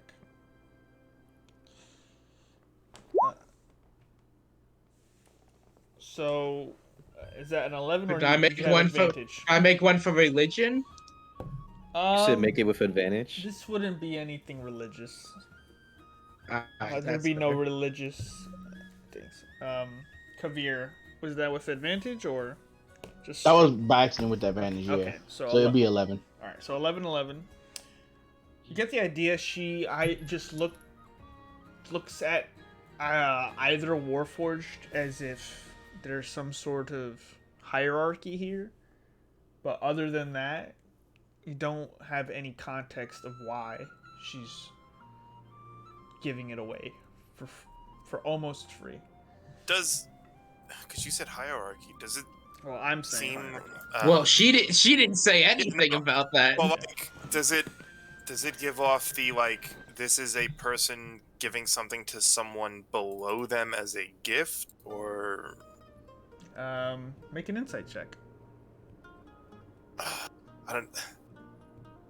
To be fair, I don't know if that would make sense for me. Since it's weird, since I also find it weird, just give it. Could I also make it an insight check? Because like I can't technically do that because I don't know what a hierarchy really is. So like, Unfortunately, that's a 9.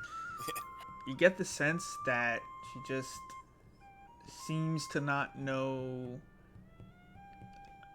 the edit. She just seems very not 100% nervous, but nervous in this trade of like.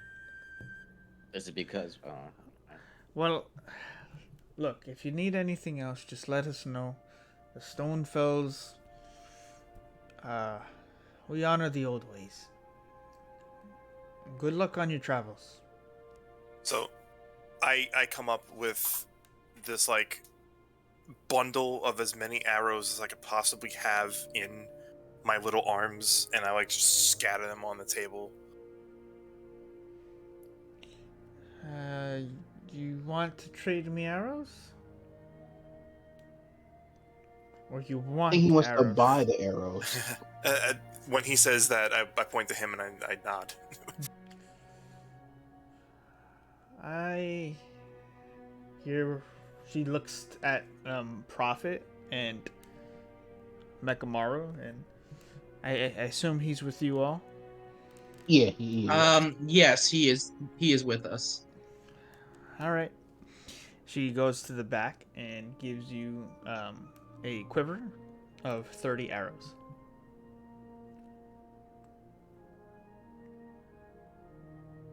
Okay. Is there a thing on the list that I can drag over for the shield, or?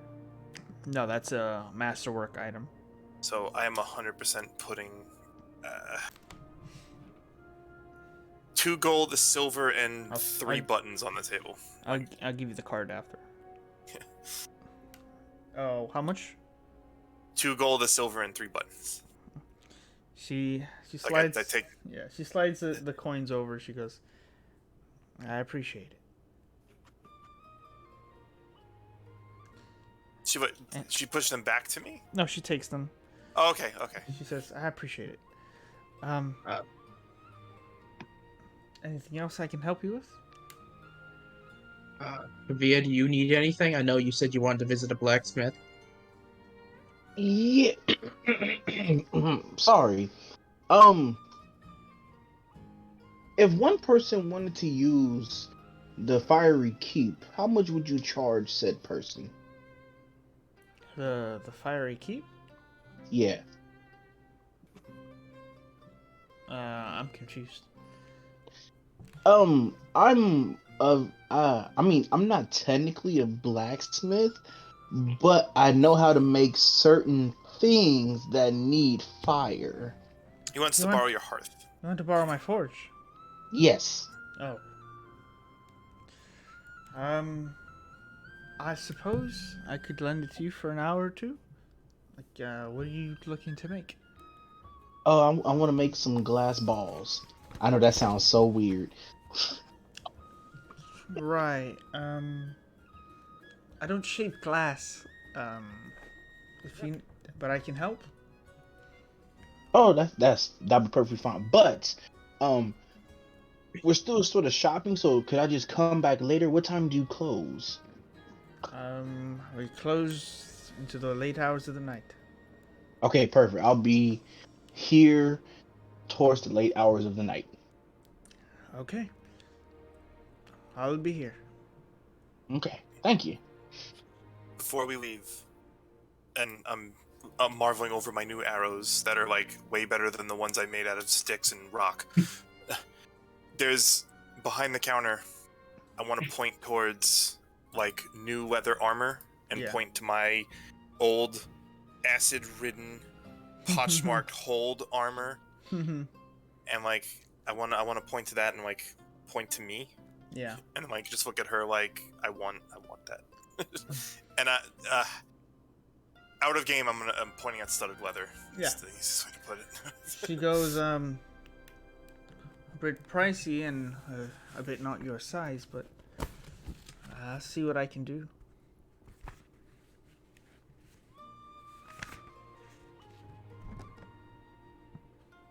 I like it. I'm waiting for her to just give me a number, so like I generally like. Oh, she's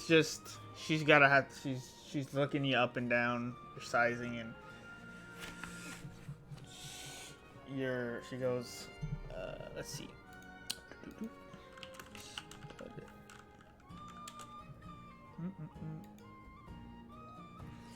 So, studded leather run me about 45 gold worth of materials.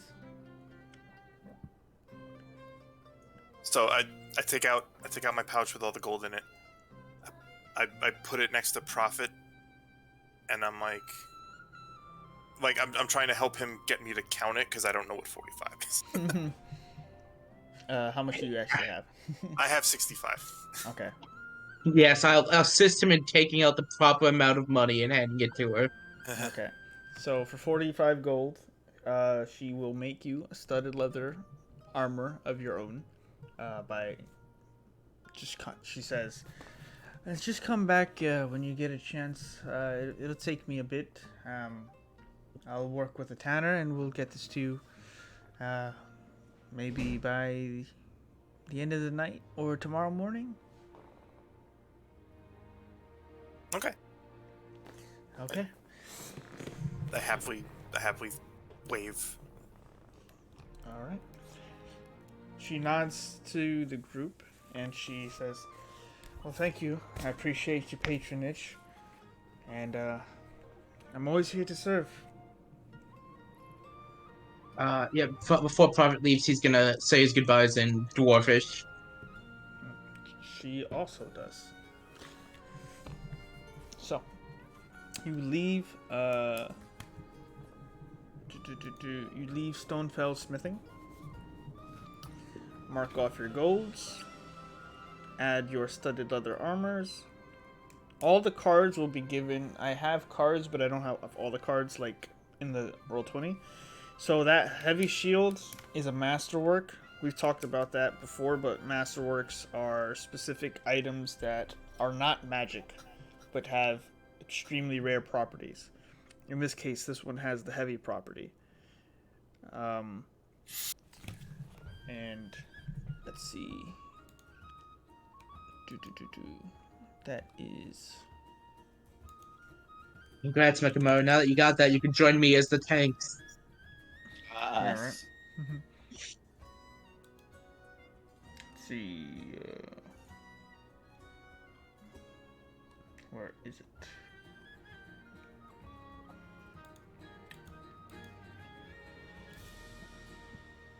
Also, I gave Prophet 2 gold when he helped me with that. Right. Thank you. Let's pocket it. Let's see. Jesus, where is my heavy? I mean, I'm still up 50 buttons, so like I'm making out like a bandit right now. Yeah, right. Who cares about that gold? I got these buttons. Yeah, it's only 18 of those, but I got 50 of the other ones. Like obviously. Obviously, I don't know what 50 technically is yet, but it's quantity over quality. oh, actually, Adam, when you're done looking stuff up, Yeah. right? Can I take a maybe intelligence check to see if I learned a little bit more about numbers from that? Yeah. Make an intelligence check. Nope. Yeah, no. You have no Still idea don't what know. they're talking about. Yeah, no. After like 12, I gave up. Yeah. You It's just like- live in intervals of 5. That's all you need to know. Oh, I have talons, so it's technically only in 3s because I can only count to 3. Or 4? No, talon would be 4, right? Yeah. So it's in intervals of 4. Yeah. Trying to. Man. This is so weird. Because I have, I don't have my masterworks on me, apparently. There it is. Okay. Heavy. Okay. So, while wielding this shield, Mekamaru, grapple checks, grapple, and any checks to knock you prone are made with disadvantage. So if you are going to be, if someone's contesting to grapple you, they're made with disadvantage. And if they're trying to knock you prone, they're made with disadvantage. related to that, if some effect would knock you prone, just outright, you are not. So, Ooh. if something would just boom knock you prone, as long as you're wielding the heavy shield, you are not. Does not require attunement. So for now, I'll send you the card though when we're either on break or after. Do I get the +2 to like as because it's a regular shield? Yeah, it's still +2. It's just extremely heavy. Okay. So add +2 to your AC while wielding it, and you're proficient with this, right? Yes. Okay. Boom. So yeah, there you go. Good shit. Oh yeah. Yeah, I was gonna say if you weren't gonna get that, I was gonna take it. I needed a shield to like perfect what I'm trying to build. I would get it and drag it around. I'd be like, I'll give you my old shield. I'll take this one. I have no Spoil. problem holding that and like just casting fire bolts. Oh my god. Spoil that. I would not be able to carry that. Yeah. Does it have a strength requirement, out of curiosity? It has a proficiency requirement. Ah. He's proficient with heavy shields, as per the artificer and his armor, his class thing. So, with that wrapped up, you guys have done some shopping, bought certain things, traveled to the blacksmith. I'll say let's just take a 5-minute break from here, and then we'll continue on. And just keep exploring the town of Landrin and see what else we find. Yeah, there's still one more shop I want to go to later. Perfect. All right. So What was the name of that shield again? So I could just write it down. you can write heavy dwarven shield. Or call it no knock shield. Yeah, no knock. Got it. I mean, technically, it shouldn't be named after her, right? I'll have a card for him that'll have the name on it. But it's up to you. It is your weapon. It is your I item now. mean, he got the sunglasses. He got the shield. What else does he need? Oh, so minigun and Cheat we're gun. set. Yeah. And we're set, bro. Yeah, right. We got some artificers. We'll figure out a way. All right. So with that, we will be back in about 5 minutes. Thanks for watching. We will see you then, and thanks for joining. I will be right back. I'm gonna go pee. Yeah, same.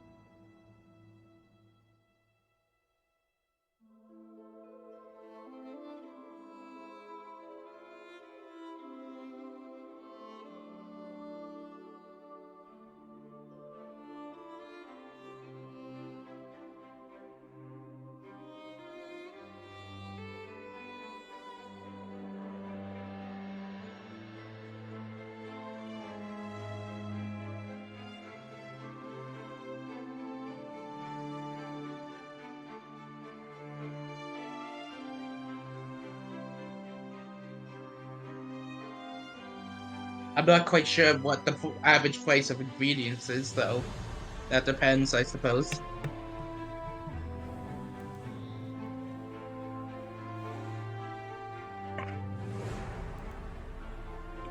But I mean, we already have some anyway, so Yeah. They're what? They're just healing herb, right? Is that what it was? like herbs of healing, yeah. I'm probably gonna attempt to make those into potions, yeah. Okay. Get back. Welcome back. Thank you. Thank you. Okay. So we all here? We all ready? Yep. Yep. Okay. So, continuing. You guys have made it to the town of Landrin, done some shopping, had some interactions. So far, had a decent impact in the environment, making that deal with Gnome, Sweet Gnome, and going to the general store, shopping a bit, and meeting that blacksmith. I would say at this point it is past the afternoon. Walking around, because not everything is a straight shot, you didn't know exactly where everything was. So aside from getting directions, going down one road and whatnot, it would be around maybe 3, pushing past that. So what would you all like to do? I would like to head to the magic shop. Okay. Okay. All right.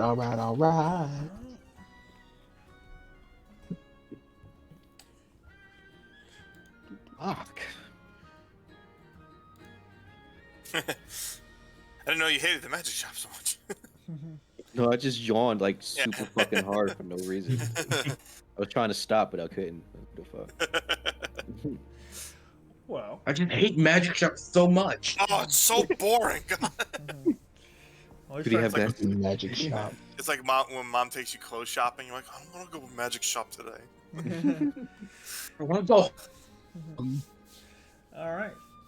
So you make it to the town center, and making your way up these cobblestone to this raised hill, you see these buildings that give so much space to each other and are built extremely elegantly, beautifully. The markets here are also just seem to be a higher tier.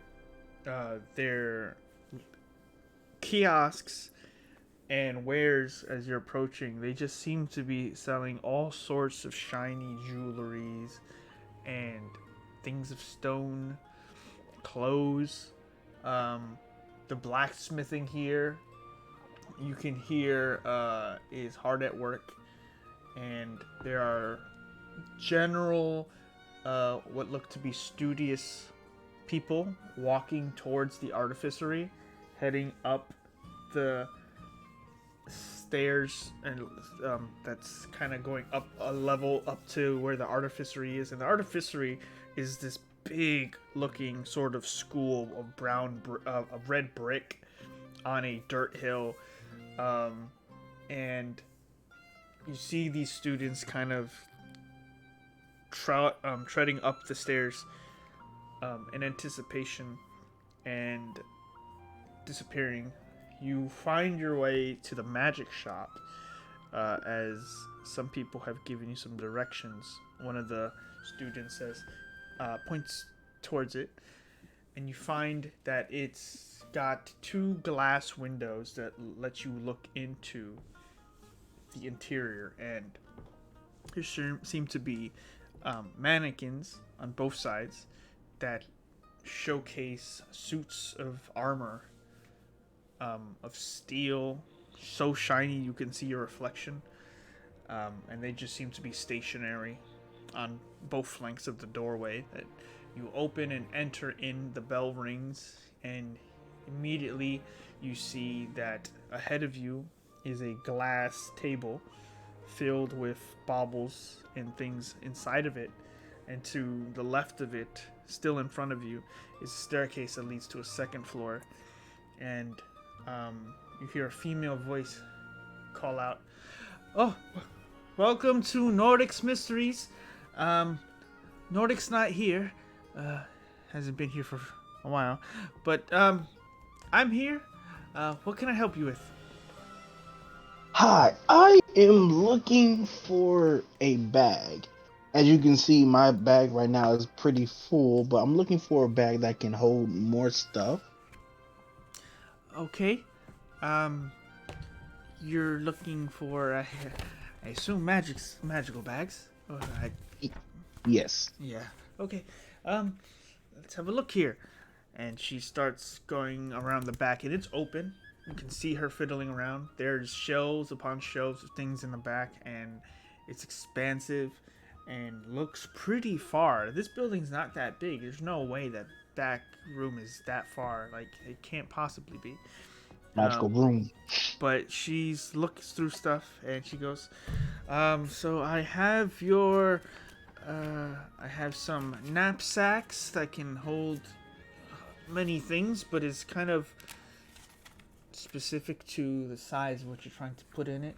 Now we have much larger bags of holding, the iconic favorite of many adventuring tropes. Are you looking for something like that? Yes. Okay. She comes over and she brings out what looks to be a largest over-the-shoulder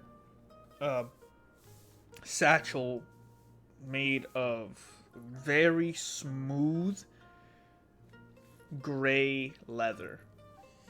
There's multiple enchantments around it, and she goes, "This one has a bit much more of breathing room for what you want to put into it, but this is your normal bag of holding enchantments. If you're familiar with those, they can hold quite a bit." Yes, that seems reasonable. How much is it? Oh, well, hold on. And she goes to the back again, and she just starts going through whatchamacallit, the like a bunch of tomes. She starts bringing out tomes left and right. Sorry, we sell a lot of different things, but I'm still not caught up to speed with the prices. So you have some time to peruse, and she's actually gonna take a while to go through these. Okay. What else do I see if I just just look around? Make anyone here feel free to make an investigation check and see what's about. Oh, I am. But 100%. I get 16 on investigation, but I couldn't get it on freaking history. All right. God damn it. It's 11. Okay. You guys find all manners of different potions, cases with scroll cases on small little shelves labeled. You see things labeled holy water, and you find a wondrous item section. You see that if you head upstairs, there's a little thing that says wondrous items, second floor. That's gonna be a little bit out my price range. I'm not gonna go up there. So she goes to you and she goes, okay, sorry about that. It takes a while to find some of these things. So a bag of holding will run you 1,500 gold. Oh Lord Jesus. Okay. 1,500. Oh.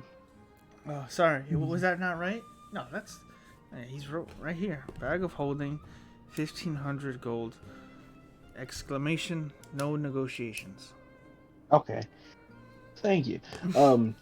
He doesn't always mean that. He negotiates all the time, especially with him leaving all the time after promising never to do it again. That's quite fine. you have any other bags? I have a sort of knapsack that does it somewhat to the same extent. Not really. What's the not really part? Um, well, this holds about 500 pounds, but cannot exceed 64 cubic feet.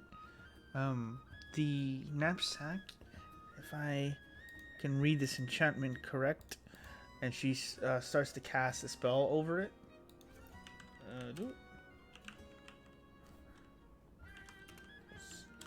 Sorry. Right, so this here can hold up to each pouch in the knapsack can hold 20 pounds, and the center large pouch can hold 80 pounds. Okay. It's still pretty handy. Can hold at that rate 120 pounds of weight without ever exceeding its actual weight, which is only 5 pounds. So it's a good deal. But this would run you, start scrolling through the book and flipping through pages. Much more affordable. This one would be 250 gold pieces. Okay. That sounds more reasonable. Okay. I will most certainly be back when I get those kind of funds. Okay. Yes. Sorry about that, but is there anything else I can help you with? Oh, do you have alchemist fire? We do. We do. How much per flask? Let's find out.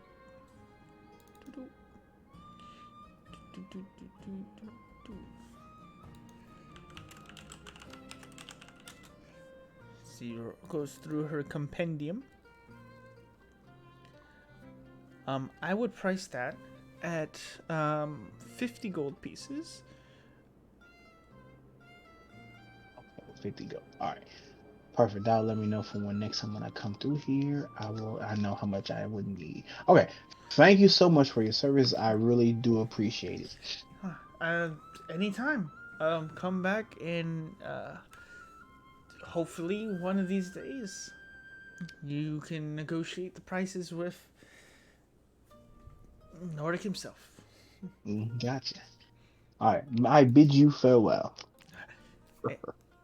You head out. Anybody else? Yeah, I'm gonna see if there are any specifically looking for magic weapons, perhaps. Okay. Those would be on the second floor. And what are you looking? Are you just looking to browse, or are you looking? I'm looking personally. If I had preference choice, it would be a Warhammer like the one I have here. Well, he's more looking for like if there's a magic Warhammer he can find. Yeah. Looking about, you get to the second floor, and you find that they have a few different, almost magic weapons, long swords, bow, and whatnot. There's a price tag that says +1 enchanted weapons, 1,000 gold.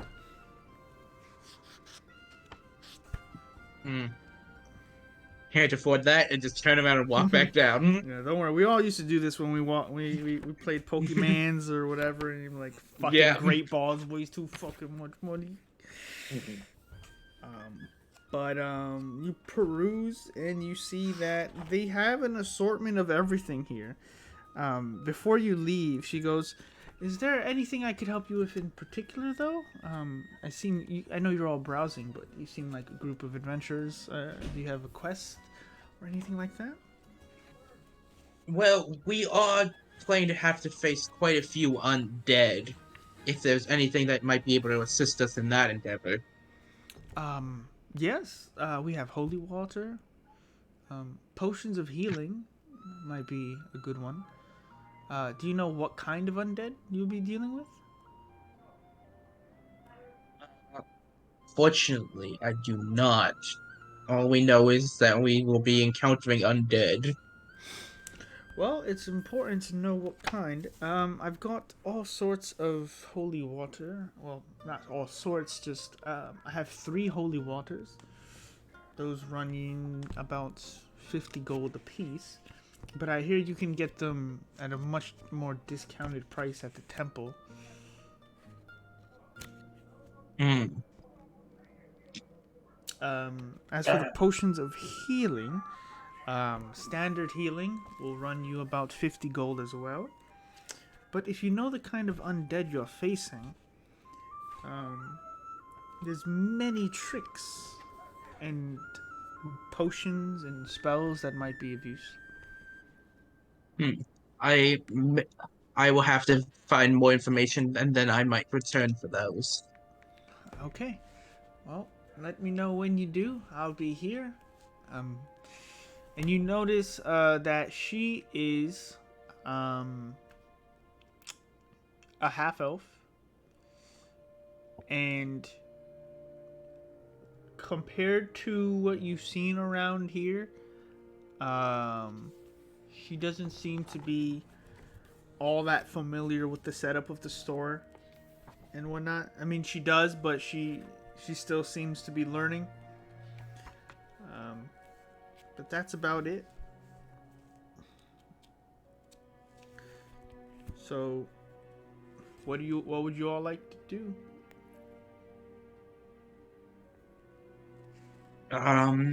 Anyone else have any other shops they want to go check out? No, I am currently in sensory overload. Like, there's just so many shiny things, and like I don't know. Like every time I look in a different direction, there's something shinier, and like Yeah. I'm kind of just like standing in one spot, like glazed over. Like I don't know what to do next. Perhaps we should find a place to sleep then before anything else. So I We guess should. we'll go to. Sorry, go ahead. I think we should go to the tavern. Who is doing that? Oh my god. we should probably go to the tavern where the dwarves go to. They might be more accustomed to drinking the ale a lot more. And we can make some more coin on the way too. Add it too. Okay. I am down with that. I'm fine with that. Okay. So you leave. Oops. You leave. No Nordrick's Mysteries. And you make your way over to the Brick Inn, as it is called.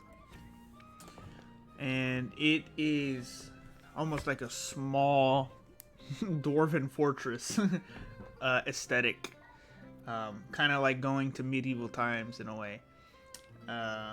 It's very sturdy exterior, but a very rugged interior.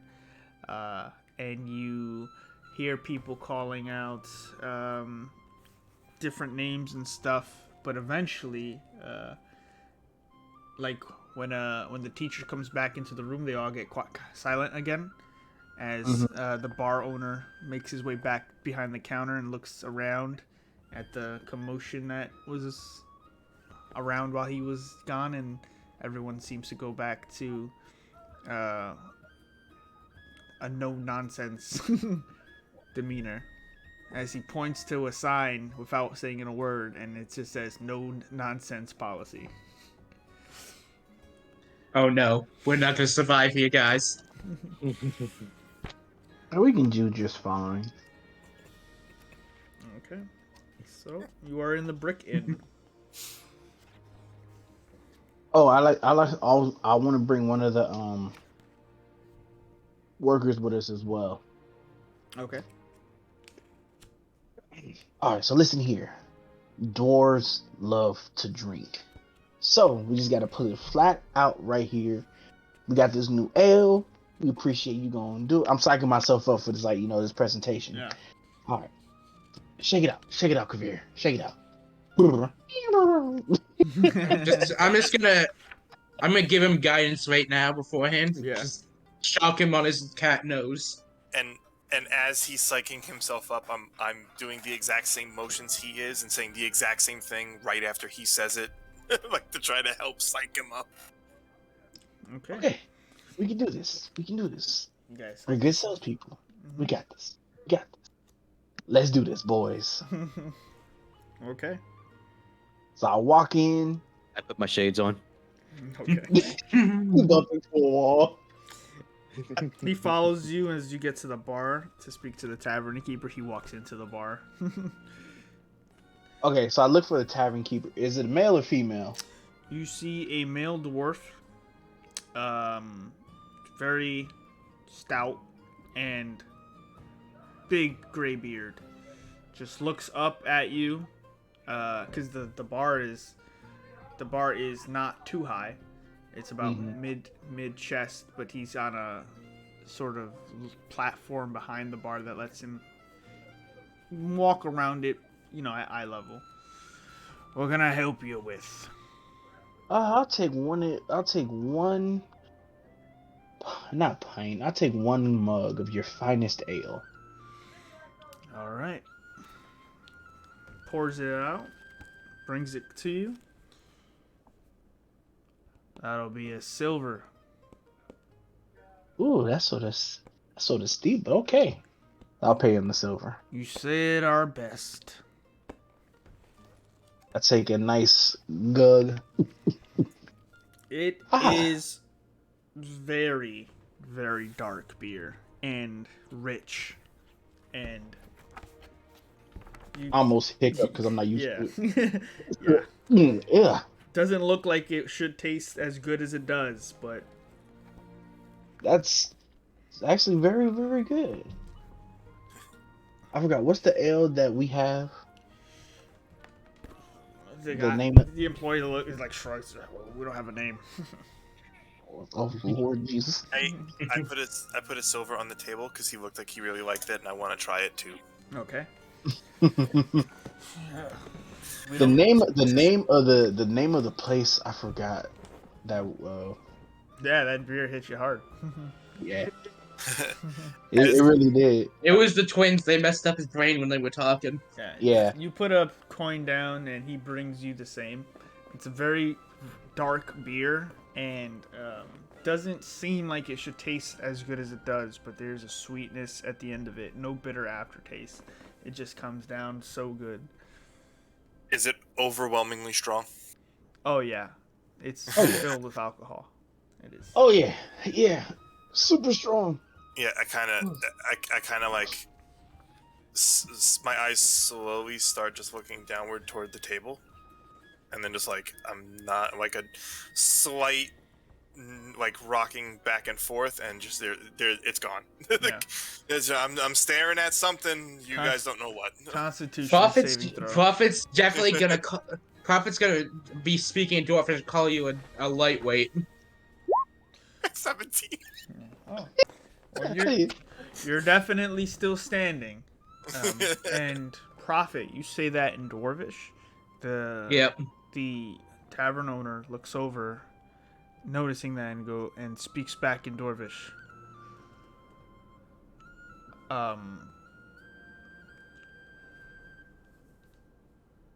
Sorry, I gotta roll this because I need to know. What's he gonna say? Okay. The suspense is killing me. You should take over there. If you can speak Dwarvish, he might act a whole lot better in his native tongue. He sees you and about to acknowledge you switches his demeanor and says, in Dwarvish, he goes, Morden be praised. I repeated that to him as well. He looks at now both Warforged, one that looks like a Weekend at Bernie's standing robot with shades on that can't see the direction. What do you need? You said you had a... Continue. I'm sorry if I interrupted. You want to take over? You want to take over profit? So, I mean, No, I just waved my hand, but you give me. It's like, yes, please continue. oh wow, I can't speak Dwarvish. He probably would have, liked it a whole lot more in Dwarvish. Oh well. So Social cues are not profit strong suit, okay? I got you. So actually, this ale that you gave me was simply divine and exquisite. But I might have something that'll also give you a little more oomph and kick with a little slug to it as well. Would you mind having a taste? He's looking at Prophet and more than you at every word and shakes his head yes. Prophet, pour this man a mug. Yeah, I'll pour him a mug. Okay. He reluctantly takes it, keeping eye contact, and now is getting a bit nervous, but sips it. Takes a big swig, that it swashes in his mouth. Now his lips wet. It's good. It's good. As I'm like making concentric circles with my entire body, I say a bunch of random words in a bunch of different voices, and the word cake is thrown in there at some point. Mm-hmm. That's about as coherent as it's gonna get. We should probably put him to bed soon. He's gonna pass out at this rate. That's fine. The more words he listens to, the better he can speak as well. See, But yes. you say that, I don't know how drunk Kenku work, so I'm pretty sure I'm not retaining any of this. I'm pretty sure he's not listening to anything we're saying at all. This could be on top of the table saying random fucking words. or I speak perfect. Yeah, he speaks perfectly without any different voices or anything like that. For 1 minute, I'm just like, guys, why don't you show him the cake? Yeah, he turns into an intellectual when he's drunk. Lead to it. Now, you just had that nice, refreshing taste of ale. So I'll pull out the last, tasting piece of cake. Yeah. Now imagine if you paired it with this nice, crunchy, succulent slice of cake and just watch your sales just flow right through the door. Please, go ahead, have a taste. Once again, he's reluctant, keeping an eye on the two Warforged. He takes a piece of squishy cake in his thick, dwarven, hard-working fingers and delicately puts it in his mouth as he chews it like someone who doesn't. He just almost bullied into it in a way, but he chews it and he goes, "That's good. That's good." Now, would you not say that these two shut up phone? Now, would you not say that these two combinations between this succulent cake and that nice fine ale that you have would not turn into a greater profit? I mean, you do have hard-working dwarves working day and night. Sometimes switching up with different ale and different kinds of food can actually make you be very refreshed. Wouldn't you agree? He nods his head. Yeah. I just randomly say to him, "This is high quality ale. This will make you a ton of money." And the whole time, I'm just looking at the whip because I have my shades on, talking to him. And then I'm like, meaderies Millie. The people that provide this ale is Meaderies Millie. They're actually pretty well known around the land, but they're trying to dip their toes into a greater ocean, if you know what I mean. And you can be at the spearhead, or you can be at the front spearheading this campaign, I should say. Now, he.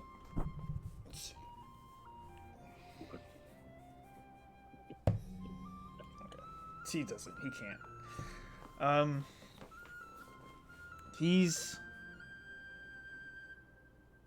accepting of the idea, and he. Okay. I'll sell it. I'll sell Okay. I'll sell both. Both. Okay. We can get you 2 barrels of mead right now. And until they make some more cake, we do have. I think I'm like, we still got some leftover cake, right? Mhm. That this man can sell either tonight or tomorrow night. But yes, my associate here will take care of all the details for you. It was nice doing business with you. Nice doing business with you too. And he just signs off on some papers and just overall just agrees and doesn't. Just very hesitant, nervous. Oh yeah. Also, after he's done with that, I'm gonna walk up to him and ask him, does he have? Do you have any rooms available for the night? Yeah, you can take room 7 and 6. And how much would that be? No charge. Wow, the dwarves here are really nice. That should be a lie. I'm sorry. That should really be a lie. This man was like really confused. Like dwarves are. What you expect him to be Wow, rude? they're so much nicer than the ones back home. Well, I Oh, guess so. man, 2 of us are still getting chainsawed in the middle of the night. So, Yeah. So yeah, I'll go back and tell everyone that we can use those rooms.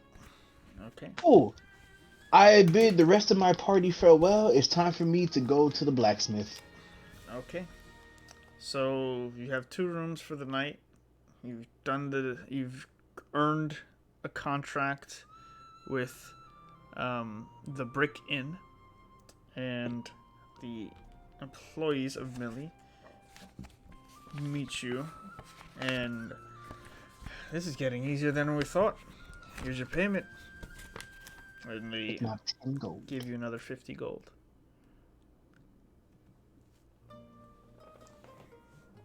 Nice. This is going really well. Guys, I quit adventuring. I'm just gonna be a salesman. Yo, Going yo, selling do that alcohol other and cake. way. Yeah, we're good at this. It works really well when we're like the nice mafia, apparently. Apparently, but I'm not even threatening anybody. I'm just saying this is some good stuff right here. You have no idea why, but like they're like super threatened. God damn that sales pitch though. Yeah. Great sales pitches with the background of just like, I won't even. Anyway, yeah. So it's starting to get towards that 5 o'clock late night, getting to the late evening time. People are ending work. The sun is declining. You've had an eventful day, and earned a bit of coin, done shopping. Anything else you guys want to do towards the later end of the night? Yeah. Could I use the herbalism kit to try and make some potions? Yes. So to do this with the herbalism kit, first you need access to a spell slot. I have all my spell slots. Yep. Okay. And then you need, so tell me the spell that you want to sort of like what level spell you want to put into this, and you have the ingredients, right? So Yes. so what's Yeah, I'll use a second level spell slot. okay, so this is this is 2 rolls. Basically, whatever spell slot you put into it, because you're only proficient with lower tier stuff first. It will still come out as a potion of healing, but the level of spell decreases the difficulty. So Oh, so you're gonna use a second level spell slot for the first one. yeah. Okay. So with that, So, and you have a herbalism kit. yeah. You want me to roll So that? roll me a wisdom check. I'm good at those. Apparently not as good as I hoped. Nope. That is the DC was just lowered because you used a second level spell slot. So with the first attempt, I would say after about 30 or so minutes, you make 1 potion of healing. So mark off some of those healing herbs, and you still have a little bit left. I guess I'll try and use the rest of them to make another one. Okay. What spell slot? I mean, we're gonna go for a long rest after this, most likely, so let's go with another second level just to make it easier on me. Okay. So go ahead and make another wisdom check. Natural 20. 20. Okay. In doing so, I would say that you perfect it in a way where this one. Let's see, hold on. Let's see. We'll do. Okay. Mark off. Sorry. I'm trying to do this in a way that makes sense.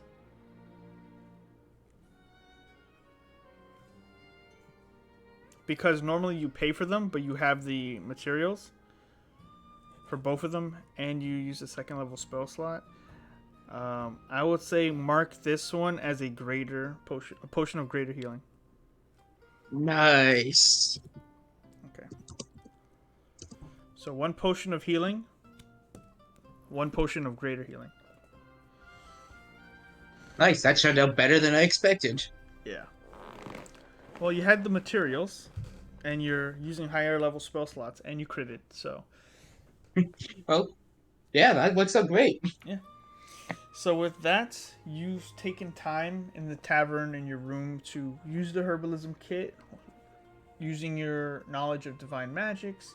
You create these potions. Anything else you want to do? I'm good. Okay. Who's next?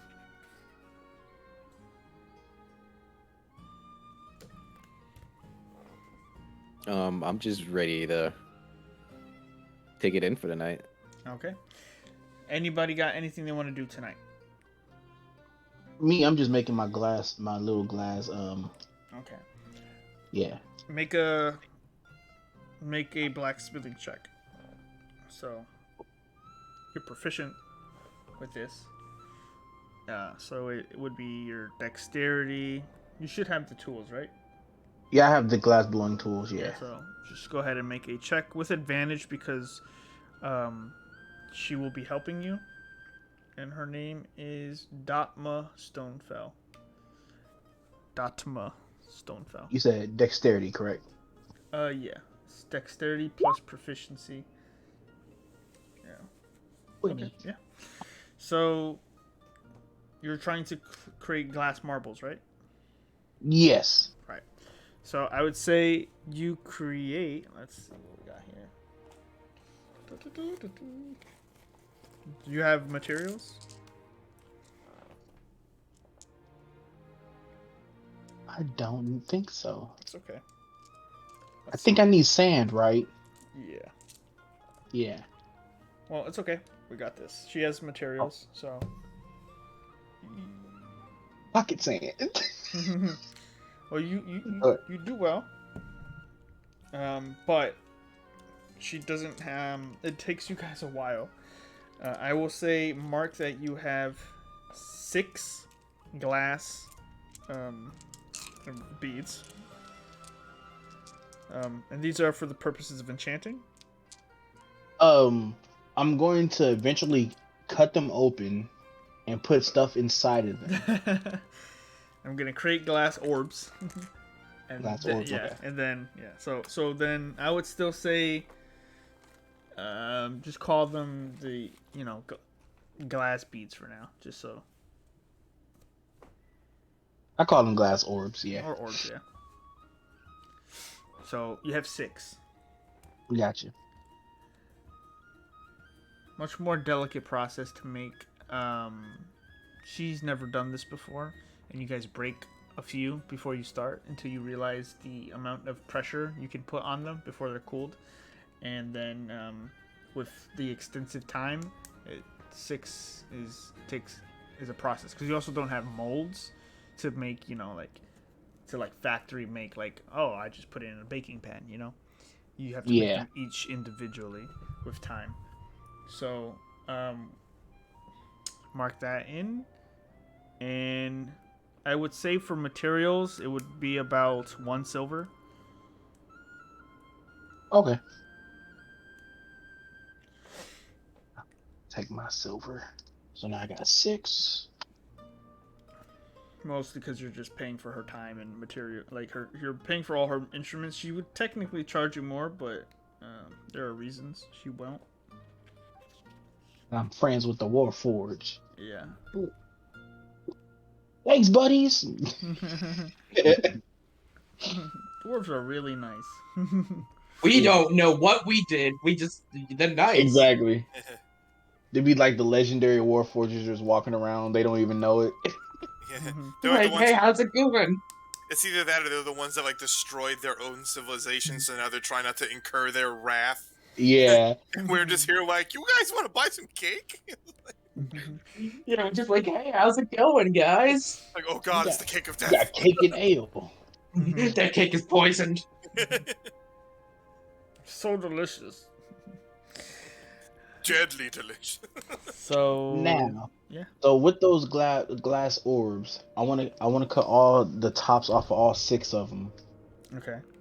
And what I want to make with these 6, I want to make 3 of them because I still have the Onceg acid sack, Yeah.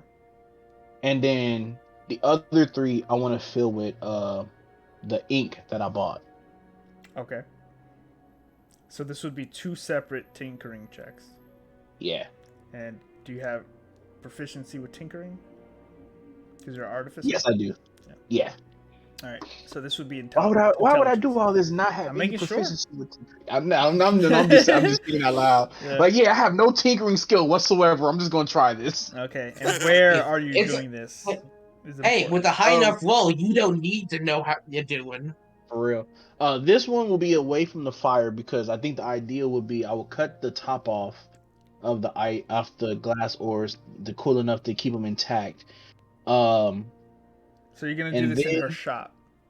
Yes, if that's okay with her. I mean, you're the one with the acid sacks. So I mean, you tell her. this is my first time. Like, what would be the best place to cut this acid sack open so we don't destroy any of your utensils? Outside would be great. Okay. Yeah, I'll do this outside. Yes, indeed. Okay. Okay. All right, so I use my tinker tools, cut the sack open. Now I'm about to Make a tinkering check, and we'll do the acid first. Okay, with advantage or normal? Just normal. Normal. So if you were to use your tinkering tools in the wilderness, it would be disadvantage. Okay. If you use them in a place where you have access to just calming presence and tools, it's a straight roll. If you have someone assisting you who knows also, advantage. Yeah, she don't know this. Yeah, she's I don't looking at you, and you're like, "What's the best way to cut open a Onceg acid sack?" As it's spewing acid all over your hand already, and it's milk. It's like the guy who's never cooked before. There's just lettuce and shit flying everywhere. Yeah. So you successfully fill 3 vials. 3 Incorrect. correctly. So mark 3 acid shots. Okay. Well, let me do the roll first because we I might thought you fail did. some. You want to Oh, roll that was it? the glass blower. Sorry, I read That it was the wrong. glass My blower. bad. Yeah. Okay. Yeah. Okay. You want me to do it 3 So, times or just 1 time? one straight time for all three. Okay. Here we go. 14. Okay.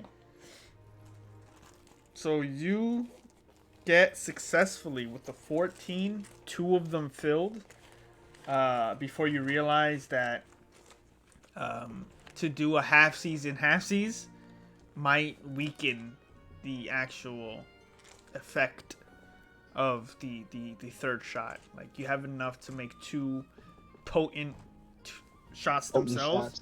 and Gotcha. to like even out the Kool-Aid might not actually be like worth firing off when you could just have 2 proper Okay, shots. so I'll take the 2 acid stars. Yeah.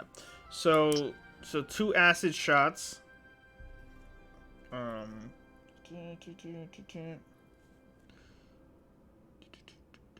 What kind of damage do they do? So they do 1d6 acid damage. On top of whatever damage you're already doing. So if it's whatever your damage normal, so if it's a d4 plus whatever, then another d6. Well, that's the thing, because I think the damage changes on the ammunition that I'm using. With what? With the You have a thing? That I can Yeah, so basically, I think it would just be 1d6 of acid because that's just what it is. Oh wait, no, because I No. could turn it basically into a magic stone, hit them with that. Well, more specific. Oh, you mean if you turn it into a man? I just more mean that like its initial damage is 1d4 because it does the bludgeoning damage, right? Okay, Plus- I got you. Plus your dexterity, which then once it shatters does 1d6 acid damage. Got you. So So- it'd be 1d4 bludgeoning damage. That would be with the Yeah, just the base Dex- just hitting them with it. But Okay, from a yeah, 1d. slingshot. If it's not Yeah. fired from a slingshot, it only does 1d6. Okay. Yeah, it's all gonna be fired with a slingshot. So it'll be 1d4. You said plus my dexterity. Yeah. Yeah. So let me just put the dexterity on that one, and then the second damage, it'll be 1d6 Acid. acid. yeah acid 1d6. Boom. 'Cause, I gotta make these. Yeah, that's fine. And then go ahead and do your check for your ink. Gotcha. And then, okay, so now we go Tinker Tools, Dexterity. 13 for the ink. You get 2 also, where you find that you're able to make 2 of these before running out of ink, and to make a third one would be having 2 less ink, like splatters. Where I assume this is meant to try to blind people. Yes. Yeah. So this one is just the standard damage, but then add on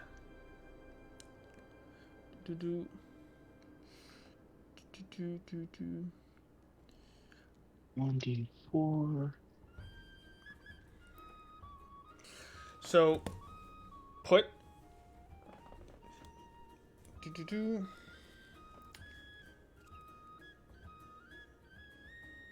put down on hit, target must make a DC 10.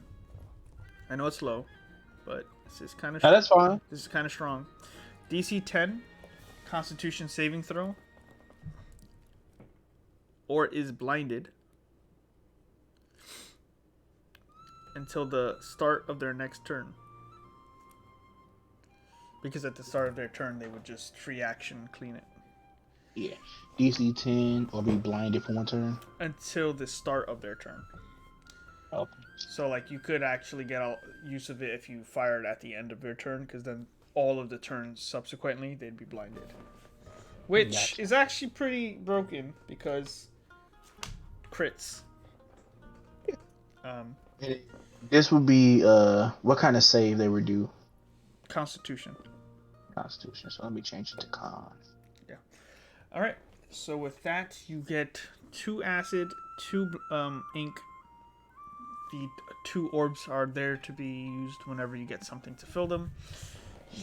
She enjoys watching you, but she's got to close the shop. That is perfectly fine. I want to say thank you so much for letting me be here. I might be back later because you might see some more, you know, inventions in the future. I look forward to them. Well, have a good one and be well. You as well. You have a good evening. And I go back to the end. Okay. I'm sort of skipping because I'm happy because tinkering is just what I love to do. Yeah. No, a very successful day you guys have all had preparing. So you've gotten a lot done. You know, some things out of your price range, but you know you've. Goodbye, on keg acid sack. Yeah. I So with Oh, that, you know, I just realized we should have asked if they could have made the uncaged armor when we were at the blacksmith. I still have it, so I mean we'll still be here in the morning, so we can That's see. true. I just thought about that though. yeah. All right. So with that being said, you take to the night. You all get some rest. You are given free lodging for the night, and I would say either mark your rations. Anyone hungry and wanting to eat for the night, it would be 2 copper pieces. So I would say if you're not marking rations tonight, mark 2 copper. Yep, I'm marking And 2 then we rest. The night comes. I forgot. No, I'm just thinking about tomorrow. Go back to the general store, buy some more rations. Okay. So Yeah. since I don't have copper in my drunken stupor, when someone in the room says they're gonna go get food, I kind of just like shuffle a coin at them and just give them a gold piece. Damn it! And like, there's food there, and I'm pretty sure I ate it, but I'm not 100% sure. Yeah. Okay. So, Twip, in his drunken stupor, tries to bum out a meal. And it's successful. I mean, I gave him a gold, so like, Yeah. I better. No, Yeah, I was gonna say I don't think that's really a bumming out a meal if you overpay. But his intention is to. His intention is just like, you know, feed me. I don't have the money, and just like puts his, you know, platinum credit card down. Yeah, pretty much. Yep, platinum. Yeah.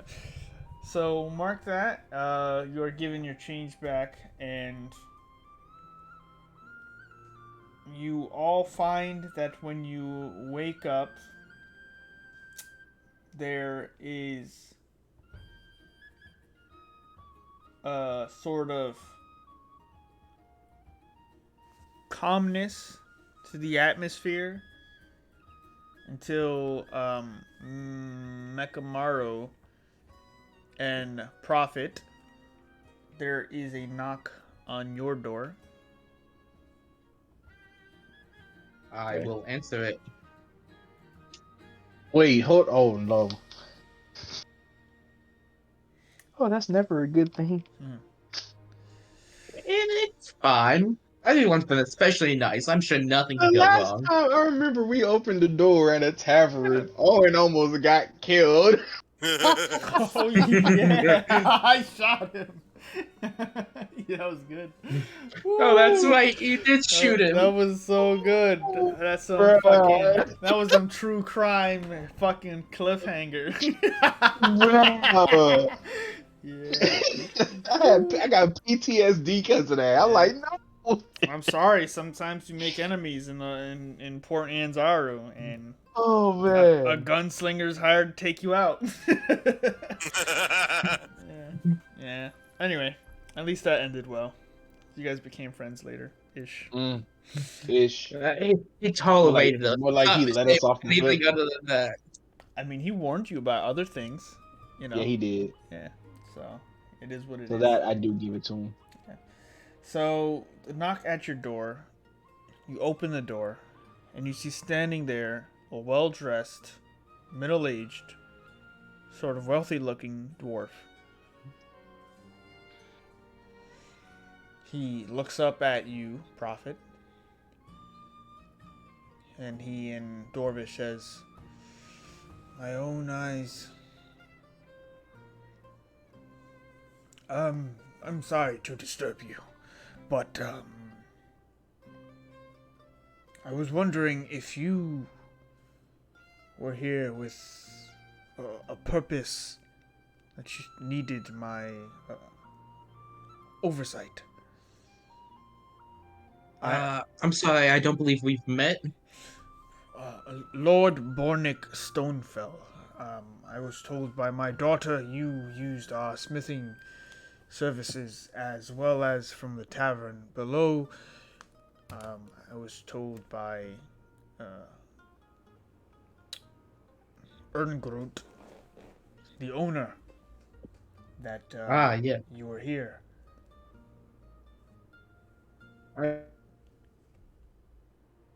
Come on, second. Hey, Mekamaru, come see this. This man says he's going to help us.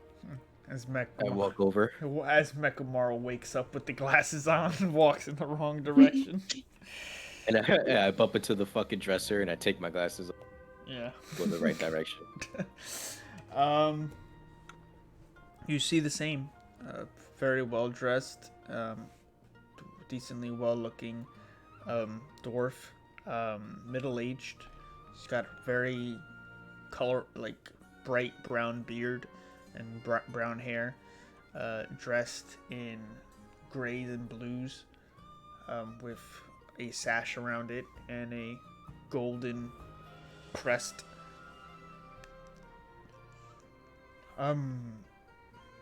Is there anything that you need? I can put my men to it. Well, I can't think of anything off the top of my head, but perhaps our teammates need something. We should go there. And I will walk over to the other room and knock on their door. As you leave, push through the way to get to the other door, you notice there are two other dwarven guards down the hall at the staircase, looking over and just watching this take place. I say to the man, "What is that all about?" That's my detail. They watch and protect me as I travel this city, the town. You must be a very important person. I've just a humble servant. Well, that's good to know. And I'll knock on my teammate's Just door. bang, bang, bang as he knocks on the door. Open the door. I'm sorry. He has a +3 to strength. He doesn't know how to knock softly. Yeah. You guys hear this at your door? This just fucking battering ram fist. Oh man, that's like the worst way to start with a hangover. Oh no. You guys just stay sleeping, or I'm just gonna ignore it. Do you want me to try to knock? Can I roll like a strength check Sure. and accidentally Strength break check. the door down? apparently Catman is sleeping. right. We need right to wake before- everyone up. Right before he knocks on the door, I open it in that I really don't want to deal with this manner. Oh no. He does it, and he just punches the door wide open, almost off the hinges, as you're just like, I guess come in. Thank you. Everyone wake up. We have a man here to help us. That's fucking weird. Not really. The dwarves, like I said, the dwarves are so kind here. That's nice.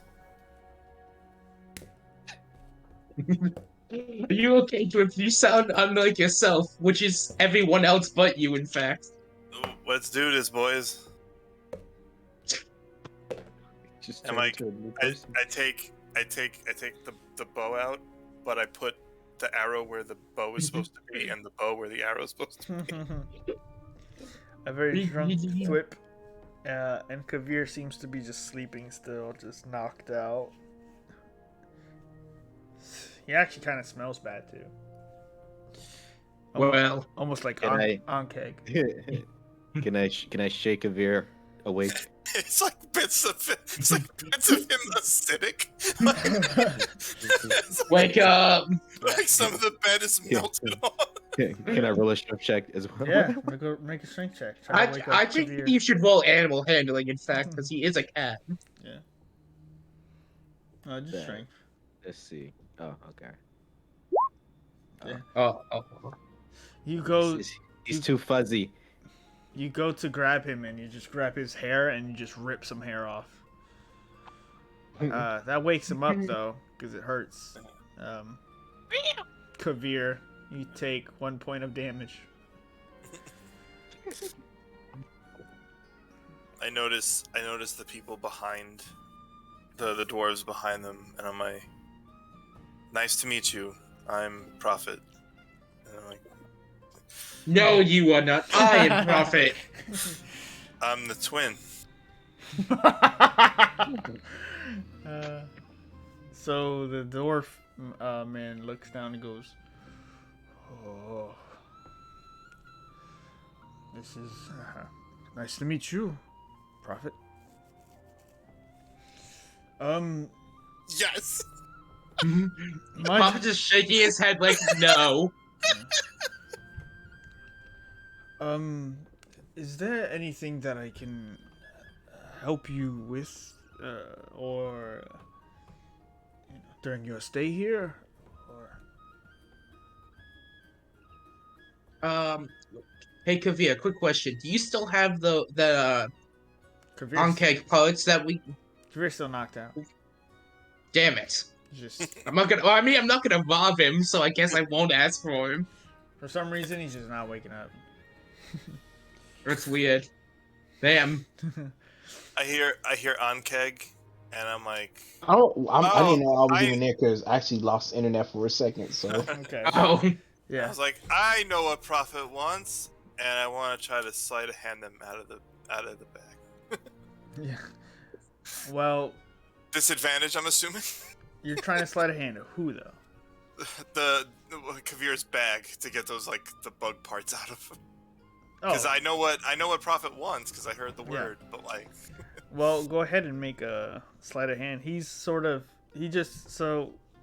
Mekamaru tries to wake up Kavir, and then goes and rips his cat fur, which wakes him up. But as that's happening, you try to steal from his bag. So go ahead and sleight a hand. hope you fail. I'm assuming disadvantage, right? Why? He's distracted. It's a normal roll, bro. Okay, fair enough. No, just straight roll. It's 24. Yeah. Oh my god. Yeah, you don't know what you're looking for, but you find something, and it's a glass ball, and it's not too shiny, but the glass is shiny. But because it's black, it's also kind of shiny. So I go over and I give it to Prophet. Ankeg. And I'm like, Thank you, Twip. Kavir, are you okay with me using these?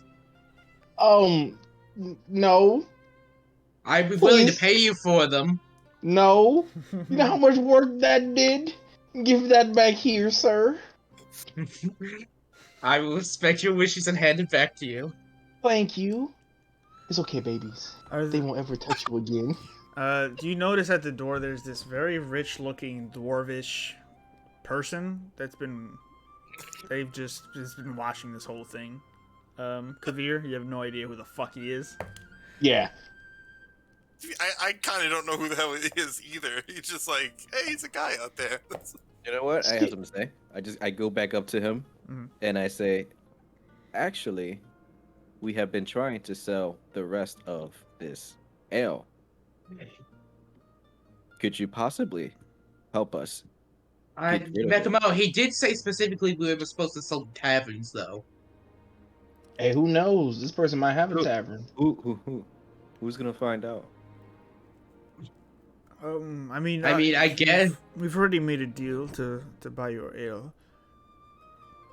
I Oh, it's sort of own the. He owns the bar. I pay for services rendered and that kind of stuff. But do you need coin? I mean, Coin I doesn't don't think. hurt, but not really. No, it's not that we. I was hoping to use those parts for something, but we will figure out a different plan. Right now, all we're really doing, we need to equip ourselves so we can go deal with some issues out there. So you. Oh, so you are on a mission. That makes Yes. that makes a lot more sense. Well, Landrin is at your service. Whatever you need, you don't have to go to the gnomes. You can come to me. Remember, Gnomes? Lord Bornick Stonefell. My estate is just behind the tavern on the hilltop, Stonehold. If you need me or any of my influences, just say the word. I do have a question. If Who are that you? this is Kavir. My name's Kavir. But what do you have against the gnomes? Nothing. But dwarvish matters should be kept within our people. So if I may ask another question, leading in, maybe into more questions, if you don't mind answering. But why are you guys? I sort of noticed that when my two Warforged friends is here, I sort of slap both of them on the back and hurt my hand in that instance because I forgot their medal. Oh yeah, why are you guys so interested into these pair of bucket of bolts? Does he speak for you? Speak? Do you He? I mean, he does not need permission to speak. He's just our friend. work together? Yes. I saved them, they saved me.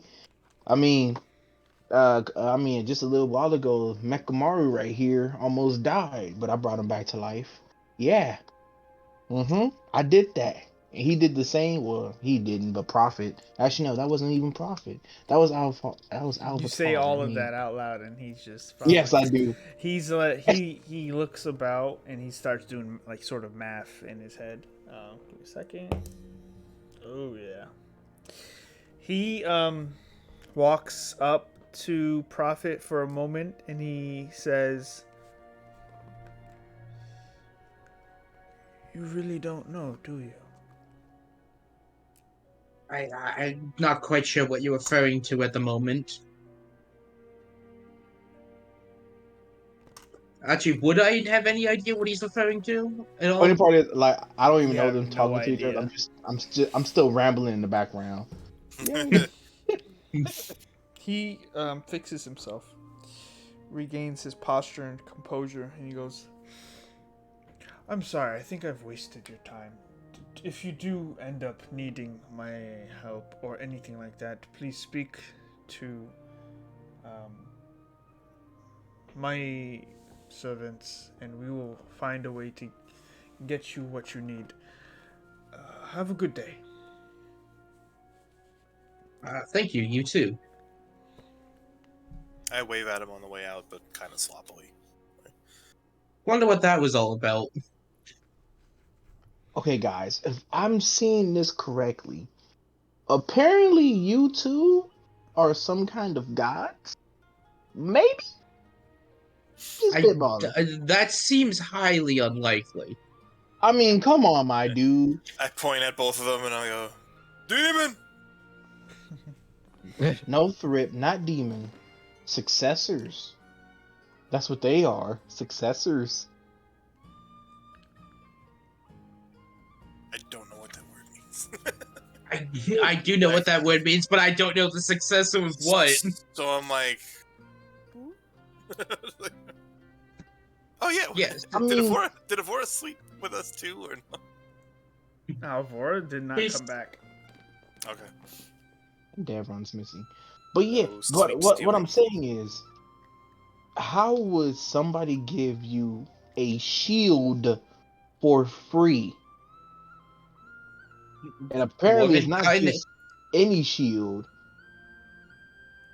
I guarantee you, if I asked for that shield, they would have charged me about 1,500 gold, guaranteed.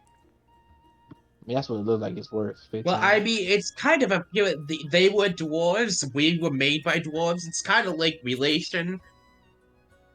You know how it is. Mm, And I say in but the blacksmith's voice, we respect the old way. I can't do female, so that's hard. We respect the old way. Yeah, we respect the old. There we go. Okay. I'm not Alright, quite sure what anyway. that means. Yeah, anyway, I'm tuckered out. I'm going back to sleep. Night, night. It is morning. It is time to get up anyway. I'm a cat. I sleep as long as I want to sleep. Yeah. Long rest. Long, So long rest. Yeah, stack up an extra one for time later on. By the time my long rest done, it's time for another long rest.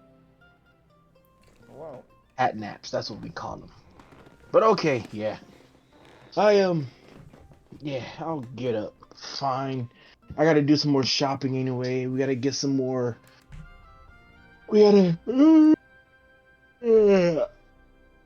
Yeah, we gotta get. I gotta get some more. What's it called? I just remembered. Yeah, one thing I can't make glass without is sand. So yeah, I gotta get some sand along the way. Oh, there we go. That's what I remember. What's it called? I forgot that easily. Rations. Thank you. You are a lifesaver, Prophet. And then I'm also like getting a little more cohesive, and I'm like Ankeg in Prophet's voice. And I got you. Yes, we'll go to the blacksmith and see if they can make this on-keg armor. I got you, Flip. I got you. I am Prophet. No, I am Prophet. Nice to meet you. But we've already met. Cordially, now you guys have met. Anyway, where are we going first, fellas? Whatever you need to get. What do you need to get shopping done? You can go. I mean, like, apparently one of y'all want the on-keg armor, right? I mean, I would like to use it because I would use heavy armor like that. But like, I'm willing to buy the pieces off you, so it's not like you losing it for nothing. So I do want to hit up that artificery place though too. See what my people are doing. That's right, I said my Your people. guys' call. Wherever you want to go next. So we want to create on-keg armor? Is that Yeah, create on-keg armor because that might take the longest. Okay. But let's get that out the way, especially if it's early in the morning. Where are you going to make it? We're gonna go. We. I don't know. The dwarves could make it, but then if we go to the gnomes, they might be able to make it magical. I don't know. It's up to you, Prophet, because this is gonna be your armor. Who do you want to make it? The gnomes or the dwarves? I mean, I'm dwarven made, baby. Gotta go with my home. Okay. So yeah, we're going to the dwarven blacksmith, and actually, what I'll do is I'll take out the on-keg armor and I'll actually hand it to you. You can carry it in your hands. Just don't absorb it yet. Well, it's not even armor; it's just on-keg They're just hard pieces, yeah. shells. All these acidic pieces that you put on. It's like AC goes down for some reason. AC goes What down by like is- 1, but you gain resistance to acid damage. No, you're actually more susceptible to acid. Wow. Like all your fleshy bits are now open. Right. So, first, you bring it over to her. She says, yes, she can work these with this she's never done it before. But she does say that she is going to have to charge the regular price for everything. All right. What would that cost? So, because you have the materials, almost most of it is covered. So let's see.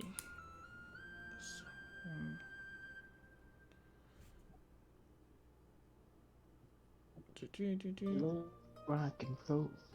Put another dime in the jukebox, baby.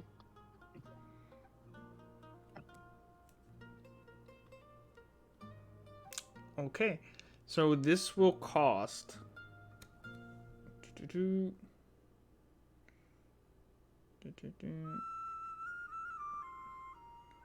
make 350 gold. And Okay.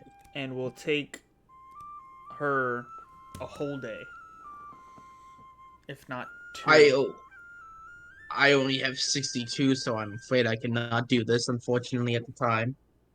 Yeah, I only got 51, my fella. So she explains to you that the reason being is that even with all the materials, the leather inlays and all that other stuff to make sure it's maintained and time and effort, this would be the equivalent of plate mail armor with resistance to acid. See, I was right. With the additional benefits of not weighing as much. Nice. So normally Well, would cost about 750 to 1,000 gold to make. 350 gold is because you have most the hardest part of it, the actual materials. So for 350 gold, she'll make the whole set. all right. Well, like I that shall too. have to. I shall have to return when I have more money. Then. Okay. Oh, question. Could you hold on to that armor for us? Yeah, I could do that. So, like, if you just. So, we already know where it's at, so we don't have to keep carrying it around. If you just hold on to the material, how long would you hold it on for? I can hold it. I could probably even make it. And if you don't come by to pick it up, I'll probably sell it. I'll give you about, let's say, a week, maybe 2. Okay. I don't know if Yeah, we'll be able to come up with that kind of money in that little time. yeah. Profit, just take it back. I think we'll just hold on to the pieces until we have the Yeah. funds for it. But we are definitely coming back to you for the service, though. Well, I'd appreciate it. I'd love to make this. I'd never made cake armor before.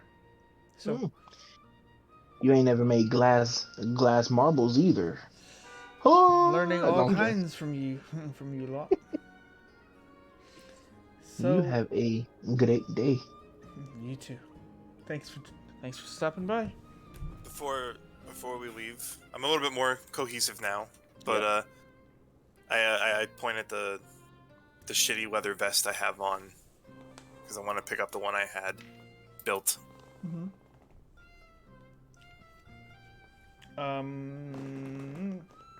Everyone make perception checks.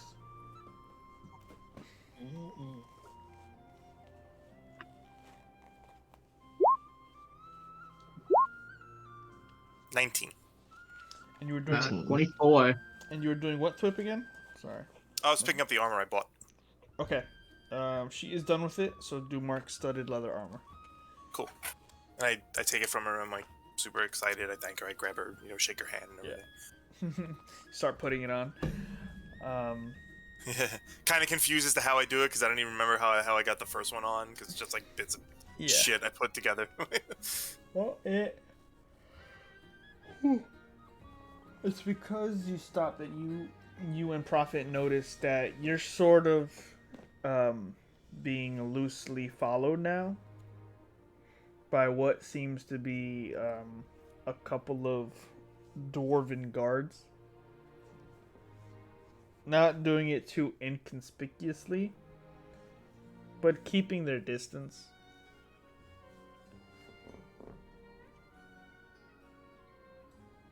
Hmm.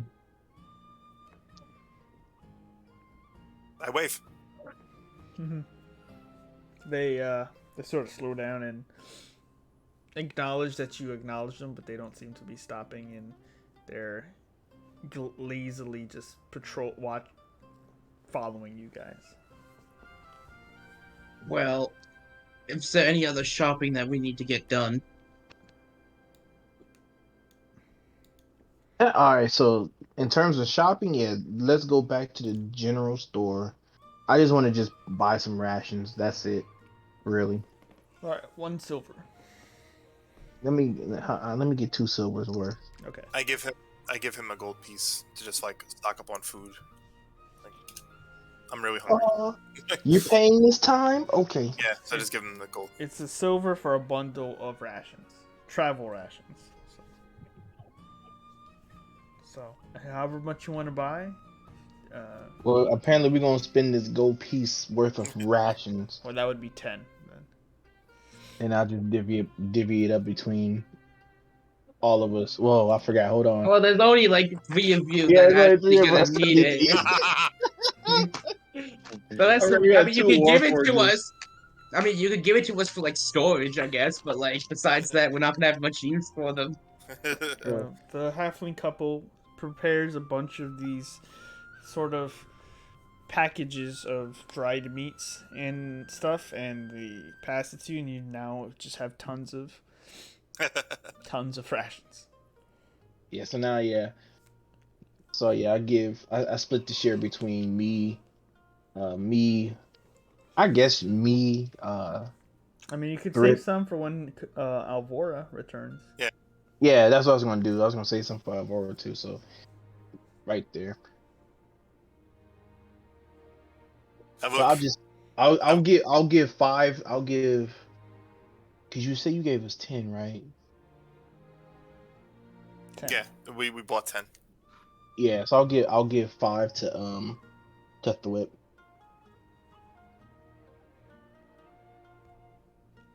Okay. I got 14 in Okay. total now. And when I see Alvora, I'll split my 5 with 3 or 2. I'll give her 2. Him 2. Okay. Okay. The last stop on this. Well, it's not really a buying trip anymore. I just want to go to the artificery place. Okay. So, you take some time, and you make your way to the city center, and it's very early still. But you see the red bricked building, 2 stories on this hill within the city center, on top of this dirt ground, and you see some students or sort of artisans in training making their way towards it, and you are seeing them all enter dressed up for something. Make your way up the stairs, and a gnome sort of halts you at the door. Hello, might I be asking why you're here? Oh my god! Oh my god! Oh my god! Oh my god! Oh my god! I'm freaking out because like, oh my god, guys! Look, it's a gnome. We've encountered multiple gnomes already. Shh! But this one's actually speaking to me. Hi. Yes. I am also a how should I put this? An aspired artificer. And I'm just here to I'm trying to use these big words that I don't trying to sound professional, but like really I'm sorry. I just want to just see what's inside or what's everybody's learning because I actually am very intrigued about artificery. He's small. He's looking up at you as you're saying this. He goes, huh. He has a way about him that seems, with his wrinkled, tight skin, looking at you, he seems a bit studious, but like a little bit looking down at you, but he's kind of you're looking up. He's looking up at you, and he. So what have you made? Nothing too grandiose before. Nothing too grand. But I made my own weapon, which is basically a slingshot, which I call Kabuto, and then I also made these glass marbles at the beginning. I'm still in the learning process, but there's a couple of inventions that I made at home. Pulleys, conveyor belts, stuff like that. When I have the actual time, but since I've been traveling on the road, there's not much I was able to do without actual forge or fire. But so far, just a couple of things. I used this one Ankeg acid sack and made these acid glass balls, which I thought was pretty cool. And then also I'm just rambling about all the stuff I sort of made like last night. He's listening to you. He still has this pretentiousness to him, and all knows at this point. Just I know it's not very good because I'm still learning and I'm a beginner, but with more practice, I know I can create better things. I just need the practice. So you're The looking for levels. entry into the artillery for training. Yes, if that's possible. As my He- ears perk up he and then my leans- tail sort of He wags back and leans forth. beyond you and looks past at the rest of the group following you. Are they also interested in entry? I'm not too sure, but I know this big guy right here, and I drag Mekamaru closer to me. I know he's also into tinkering a little bit, I guess. Artificer, right? Yeah. For the first I think he might time, be interested. he seems impressed as he sees a Warforged. Of course he is. It's freaking Warforged. I'm just a background character in this story. Yep. You literally was like, man, I'm trying to get into the school of witchcraft and wizardry. I know how to do card tricks, but look at my robot.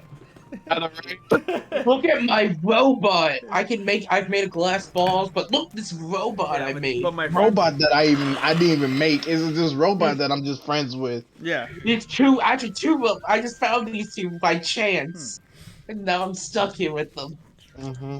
Now that is A load of bull. impressive. As he walks past you to Mekamaru. So, what did you use to wield his torso? I didn't use anything. I didn't. This is where I'm about to start lying, bruh. I cast Zone of Truth. Oh, hold on. Should I? No, because my character is neutral good. Would I literally lie? No, because I feel like that wouldn't be beneficial in the in game. No. If they find out, they're kicking your ass out. Oh yeah, big time. I do not want to get kicked out of a place that I want to be. I'm gonna technically point this out. Your weapon is the weapon of a person who is very, very into lying. That's true. What, slingshot?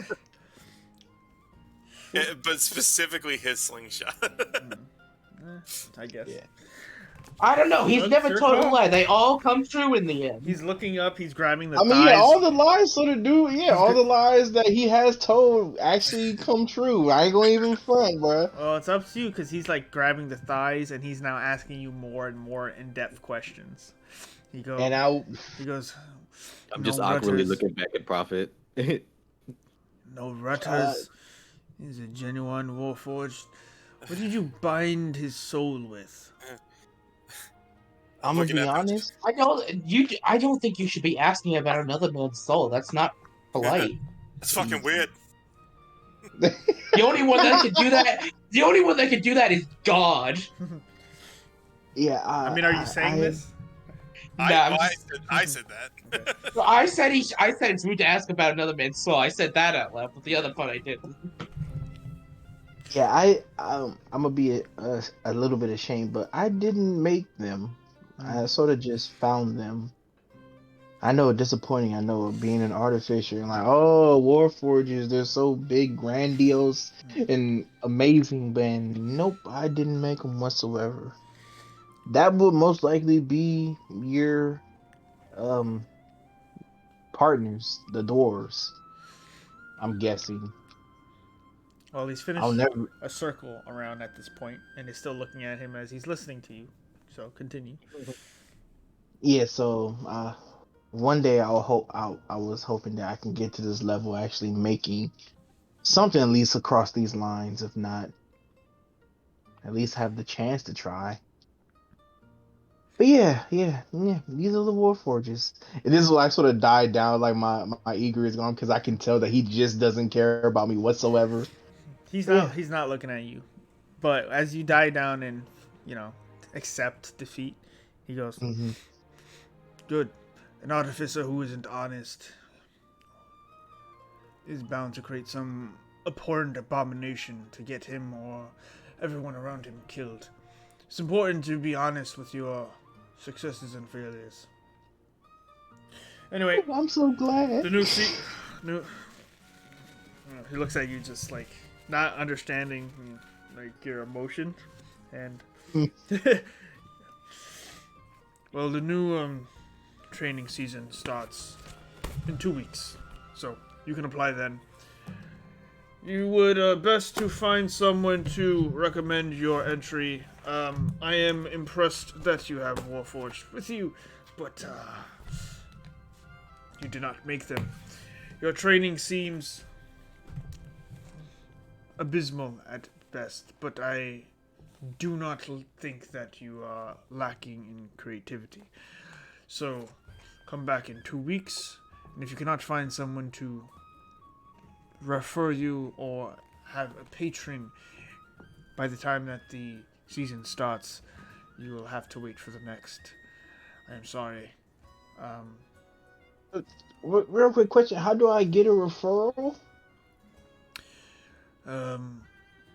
You must be referred by anyone who is either served within the artificery before, a master of sorts. We also accept outside interests, such as if you were to be referred by any of the lords or leaders of the community, the trade guilds, the high priestess of Yondala, many different people we consider reputable individuals to take the risk on teaching people the art of artificery. Would a certain someone named Current Noon be of interest? Corinth might have that sort of sway. I don't know who this Noon is, but Corinth of the Weavers would be most welcome as reference. Okay. Starting to get On the that. idea that Corinth is a title and Noon is his actual name. Okay. All right. So, Well, thank you for your gracious time, Sensei, Master, whatever. Yeah. I will be on my way, and I will be back hopefully in 2 weeks with approval of your liking. Bye. you see as like a bunch of other like students start walking past and like noticing the Warforged and your giddiness, and he goes, "Yep, safe travels." As he just stands watch over the entrance of the artificery. You get the idea that there's a lot to be had here in Landrin. Some things out of price range, but some things also requiring a bit more pull. You're gonna have to decide kind of where you're gonna get these things. So you guys should have a conversation about what you want to do next, as you guys have done much shopping, much preparation, but your time is yours still. Okay, so If possible, could we check out the temple? Sure. sure. Which one? Probably say the one that's like right near us. Probably be the easiest one to go to. Okay. You make Oh, your the temple. Oh, the temple. Let's go. you make your way over. And you find that it's a small sort of chapel-looking building, and the stone is white. That leads to a sort of yellow tiled roof that pinches itself to a triangle top. There is a glass um, arch with this panel that is of blue and pink and white, and the ceiling is very tall. You enter and you see what seems to be a couple of halflings and a gnome talking to one another. And then one of the female halflings walks towards you as they see you approaching. Good graces. I see. How may It's we quite help a, you? well. Find myself. I myself am a another practitioner of the word of God, but I grew curious of other religions and wanted to see if there was any information I could find out about it. Well, we worship any of the divines that show the graces to our lands. This temple is to Lyra, the goddess of joy. Fallen in the Dawn Wars, we still sing her praises. So interesting. So I suppose isn't it tough to have such a temple in such a big town? Though I figured more people would probably be coming to here. Well, most of the gnomes worship either Yandala or don't worship as much as some would think. They prefer to stick to their sciences and arcane practices, finding comfort in mathematics and certainty. Things they can create on their own holds more sway to them. Hmm. I do see they do have it. I do understand their viewpoints as well. Yes. I may not agree with some, but understandably, people are entitled to their choices. Well, that's kind of the thing. You can't really deny the god's existence. We can see it wherever we go, and I'm glad that to have found Lyra's voice. She has always been an example to live by.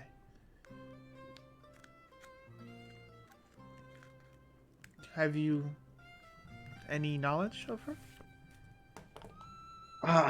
Unfortunately, I'm not the most knowledgeable of things outside of of the area of my home area. So that's why I'm fascinated to learn more about it, what I've encountered.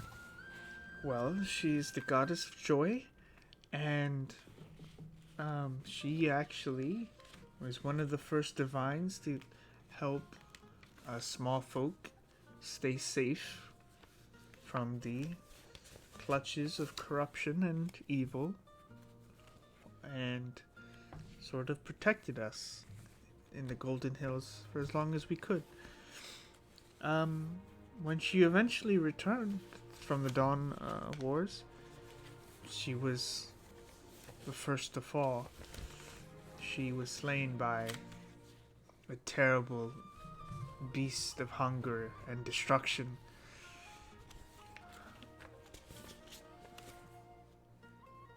So, but we lead by example, and we hope that our worship inspires others to be as joyous and compassionate as she was, even in her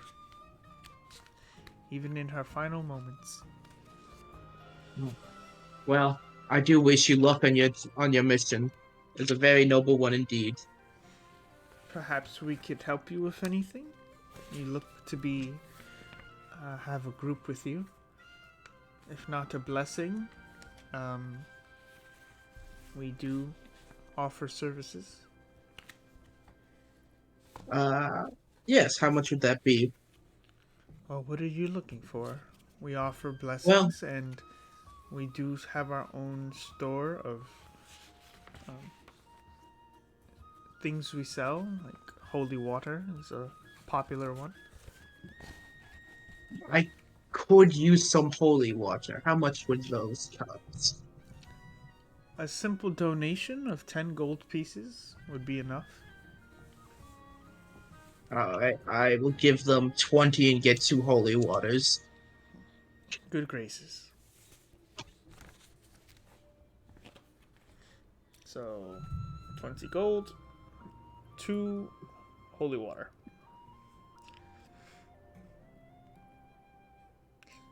Well, thank you for your patronage, and I hope to see you in the future. As do I. I'm off, and I will make my way out. Okay. So, anything else in the town of Landrin?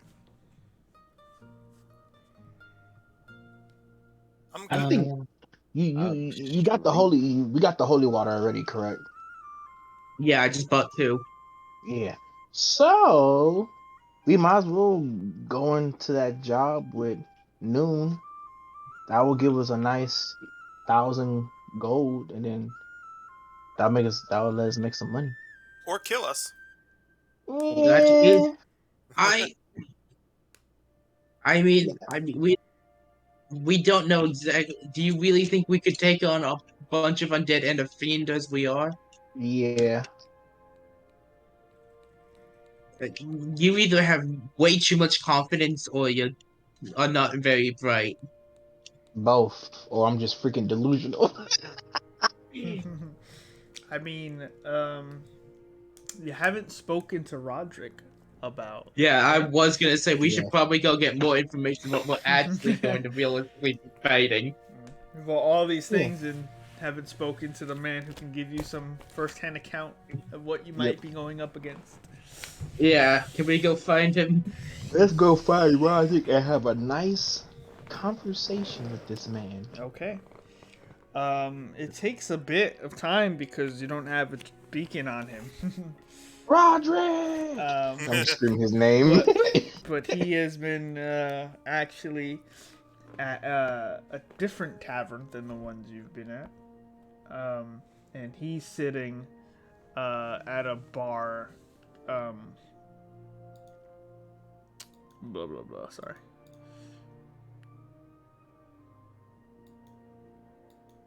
He's sitting at a bar called Sebascus Tavern. And I know we're throwing a lot of buildings and names at you, but I don't mean to do it on purpose, but this is actually where he would be. Fine. No, I do respect the level of having names buildings already instead of just Thank you. Tavern 1, Tavern 2, Tavern 3. How yeah, it's sick. just another nameless tavern. Yeah. Well, Oh, that'd be a good name for a tavern. yeah, The right? Nameless Tavern? Yeah, it's not a The bad idea. nameless tavern. Well, at Sebascus Tavern, you see him sitting at a bar, and he's sort of chalking it up to this dragonborn on the other side of the bar. And you guys approach, and he goes, "Look, these are my friends, and they're alive." That says a lot more than what I'm used to lately. I'm sorry. Wow, Oh my god. that was depressing. You guys have been shopping. He's been drinking. I can tell. So, and he has a shish kebab filled with just meats on it, and he goes, "Should we talk business?" Yes. Yes. All right. And And we got 2 weeks to talk business. they got I mean, 2 weeks. We got less than 2 weeks to do this business. Well, we have It's 2 like- weeks before your test. We have to finish this before that. Exactly. So he goes, all right. So Court Noon already explained the job. Can you lower it in sounds? Thank you, appreciate it. So he gets low and he goes, okay, so we spoke to Faden when we got to Nestlebrook, which is not far from the Erie. She explained that they could, they wanted in sorry, he's like going in and out. Okay. So she wanted us to clear the halls and warned us that there's a fiendish presence, but they all say that. Anyway, the lower halls we got in with the potions that Corin Noon gave us, which allowed us to slip through the Port Cutlass. Now, the problem with that is it can only be opened from one side, so now that we don't have any more of this potion, we're going to have to find another way to get through that Port Cutlass. Maybe we can bend the bars or something. So, first we have to find a way to get through that Port Cutlass. I hope you guys are writing this down because I'm not. Getting through Port Cutlass. We had this decanter after that, and the halls were quiet at first. You could hear stone fall, but then there was rumbling and shuffling of footsteps. Luckily, we had the decanter that, or the sensor that Noon gave us. It warded off the undead, which was extremely useful. It sort of, like an incense, wafted this mist around us. We had to stay close. But, man, when I tell you I've never seen that many undead up close. Dozens of them. Where's the decanter now? Well, that's the problem. The It's decanter still. is on the second floor. Mm. So we have to find a way to get through the undead unseen, or we're in for quite a fight. Now, some of the undead seemed different. More alert. More dangerous. But with the decanter, we didn't have to face them. The problem is that not only do we not have the decanter to get through the zombies, or whatever the fuck they are, undead, monster, hungering, eating, devouring, we have to wait for the elevator. There's 2 levers on either side of the hall. Both activate and bring down this large stone elevator that'll bring us to the second floor. There was stairs to chambers below, but we didn't investigate. We didn't have the time, and it would be too dangerous to keep going where we didn't really need to. We waited for the elevator. We got on, and just in time because the sensor faded and we had to replenish it. When we made it to the second floor, that's when everything went wrong. There was something in those halls. Walking. Shuffling. I didn't see it. We were bending corners and taking it slow as best we could, but Justin saw it first. And he just dropped.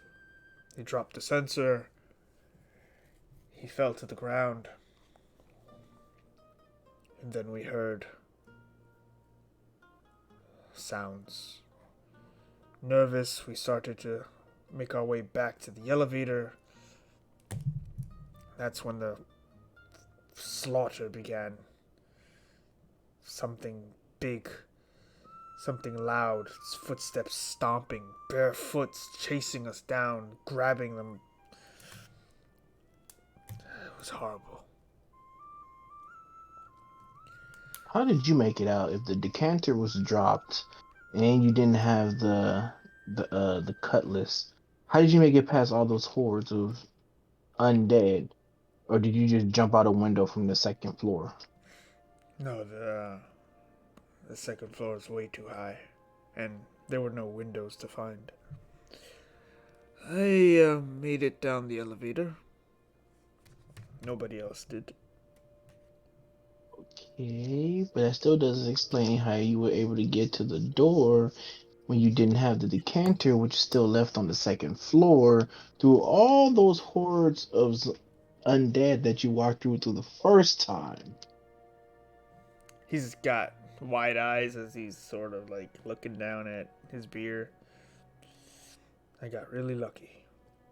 I ran to the door, pushed the undead out of my way, hit the lever, the port cutlass got stuck. I slid under with enough time, and the undead couldn't follow me. It doesn't matter. I do an insight check. Yeah. That sounds like a load of bull to me. All I'm saying is I'm glad you're making it because everything he's been saying so far is literally just like scaring wow. me Okay, I believe shitless. everything he says. It must have happened. It must have happened so. Lucky son of a bitch. Lucky. Yeah. Look, everyone died on the second floor. I pushed my way through the zombies, the undead, whatever they were. I got out. So apparently they must be really weak if you yourself as a person can just sort of push them aside. Must be. And he starts drinking. Those crazy UFOs in the sky type of guy. So, that's all I got. Port cutlass, we need to find a way to get through it. We need to find a way to get through the undead. Get that elevator going. Get up to the second floor. And kill whatever beast killed Justin. And find a way around whatever monsters are in there. And then another thing is the port cutlass. Is it like a door, a drawbridge? No, it's a gate. Iron, thick. You can see through. And, Okay. But basically, we just have to get through that, and we can get inside. Okay, gotcha. it only opens from the other side too, the interior. So once inside, we can raise it if we need to. So how did your boss acquire a? I was about to call it a Devanir, but that's not the word. Where is it at? How did your boss Decanter. acquire? Yeah, decanter. There we go. Is more of like a sensor. I don't know. He's a wizard. He gave it to us, and fucking lost it. We're gonna Gotcha. need that back if we're gonna find a way out of those halls. Gotcha. Yeah. Prophet. I think we should go back to that temple and ask them about a decanter. What do you mean? I mean, if it's an item that can push away the undead, maybe the people, the priests or whoever at the temple have an idea of where, if you can make one or where you can find one. I mean, probably not going to be for cheap, and we probably don't have nearly enough to afford the resources for it anyway. But we could go ask. Yeah, we can ask. Information is always key. I mean, I have a way to make them avoid us for a temporary bit if we want to go with that as well. I mean, yeah, you can do that because I forgot Mr. Cleric. Yeah, just run away from me, you poor bastards. Strike the fear of God into him. Yeah. And then, so if you get attacked, ain't nothing gonna happen to you. They bite you, you ain't gonna turn. You're made out of metal. They ain't got teeth. Anyway, I mean, I suppose not, but a zombie robot would be pretty terrifying. that would be terrifying and cool at the same time. But apparently, they sound super weak because this man said he just shoved through all of them. Just because he can push by them doesn't mean they're not going to be able to gang up on you. Think about it. You're in a room full of nothing but undead, and you're running at full speed. Yes, there's a massive group already of undead ahead of you. Come on now. Doesn't it sound just a tad bit fishy? But I can't tell if he's lying or not. All I'm saying is, That didn't. That fucking 3 insights gonna get him killed.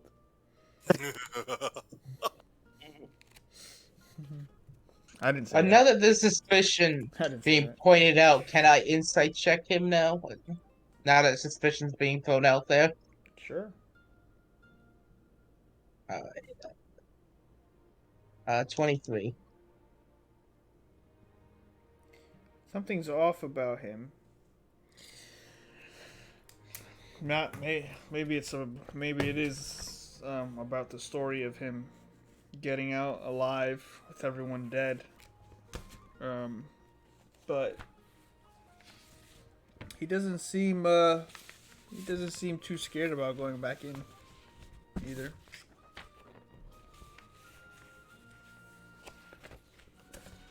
I and mean, usually, I think we can take him for his word that what he's saying to us has been true. okay, listen here, Metal Man. I believe you. I trust you. It's drunken Bard over here. I just can't. Look, I'm not I here got to it. get you all killed. I'm here to give you the facts. We fucked up. I have no idea what are on those second floor. What's on that second floor, but I do know this. There was 4 of us. They're all dead. Maybe it's best if we just. If there's more of us now, we know what we're going against. Just pull all our eggs in the basket that whatever's on that second floor, that's the real threat. The undead don't seem to be that much of a problem. I mean, I made it out. I guess so. I don't know why it almost sounds like you were about to go into a Destiny meme. 6 of us went into the pit. Only one of us came back out. Someone's in the pit. Someone's in the pit. Okay, so how far is this place from Um, Landrin? Actually, it is 1, 2. It is uh, on foot. It's about 5 days. On foot. Do you have a cart for us to use? I mean, Because I I mean, did we see can it. I mean, I did see a stable when we first came into the city, so maybe we can see how much horses and a carriage is. That might make it faster. That might cut it to like maybe 3 days.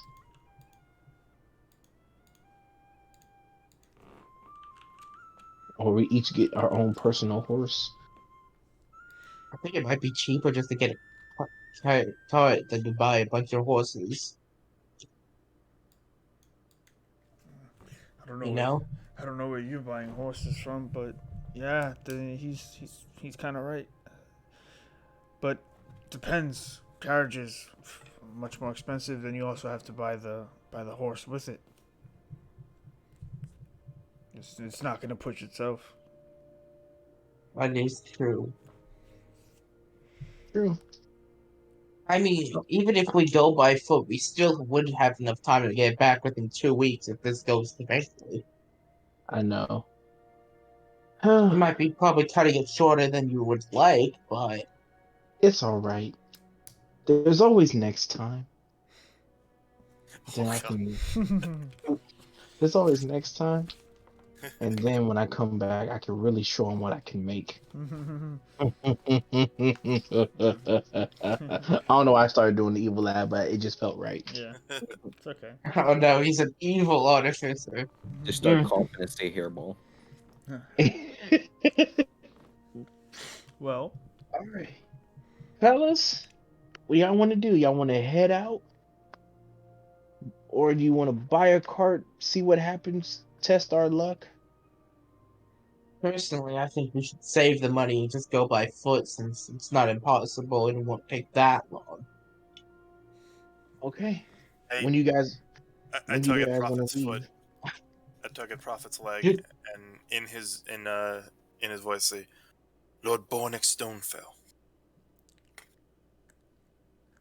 Well, yes, I mean, we don't need to bother him. It's not that big of a deal. It's not like we can't get back in time. It's within a reasonable time to make. Whoa, no, no, no, no, no, no. Because he did ask. He I did mean, ask, is he there did seem anything? Yeah. he. I mean, he did, but he also seemed quite upset about me not knowing something, and I don't want to disturb the man. Disturb the man. I mean, if we can get a cart and a free horse, I see no problem with it. Look, carriage. A listen cart. here, Cart's more like. listen here, Prophet. Take one for the team. uh, From my social standing. I guess we. I mean, I it's up to guess you we can guys. ask him. I mean, I mean, if he wants to get into your nuts and bolts, he might as well. Just to Sure. clarify, you did tell him to take one for the team in character, right? Yes, I did. Okay. it's up. Oh, is that now added to the quiz for vocabulary of take one for the team? It's up to you guys. I mean, I guess if everyone wants, we could go ask him. I mean, there's no harm in asking. And take Mekamaru with you as well. I mean, You I literally guess just said, "Here, go bring your hot sister too." It couldn't hurt. Yeah, exactly. That's exactly how I'm putting it too. And then, like, I am Prophet. You guys are discussing all of this, and you guys don't notice, but a voice appears. He goes, "Looks like you guys are looking for a bit of coin." It looks like you guys are looking for a bit of coin. My God, not these guys again. I'm the twin. That's what I said. That's what he said. The I love rubdown. these twins. I ain't gonna even front, bro. These twins are amazing. So, what kind of work you looking for that you got some kind of timetable for? I don't mind. I'm sorry if I actually don't care. We were eavesdropping. That's what I said. That's what he said. When I pause, it's implied. Just assume he's always doing it. I It like. just saves some time. Yeah. I really want. Thrifty to just get. That's what he said. That's I what he want that said. as a voice box. That's what he said. That's what I said. That's what he said. Yep. So, Well, that's yes, what- it is true. We could use some extra pocket money, but I'm also not quite sure how we want to go about getting said cash. No, don't worry about it. You need coin, but I also heard you need transportation. Yes. Transportation and money is always a good thing, That's what he said. That's what I said. and that's what I'm saying. Well, how about this? We may know about potentially leaving this afternoon. Carriage heading south.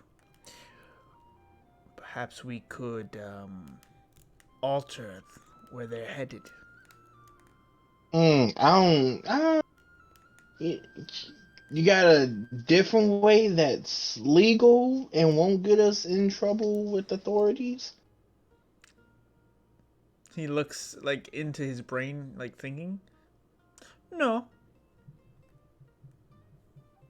Ugh. For some clockwork machines, y'all are really sort of dumb. The rub down. These aren't the guards, by the way. These are separate people. These are twins. These are They criminals. don't know about the clock. They don't. I mean, they know about clockworks, but they have no part in it. They probably have a good idea of like how sentries work in this town because Look. they avoid them. Look, it's real simple. There's some carts leaving from the South Bridge in a couple of hours. They are going to potentially run into a couple of complications. About an hour outside of town, maybe? They have to stop to repair it.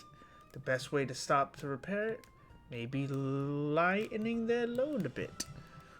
A new load could be put on it, and then maybe it's best that since they don't have what they were going to trade with, they go somewhere else.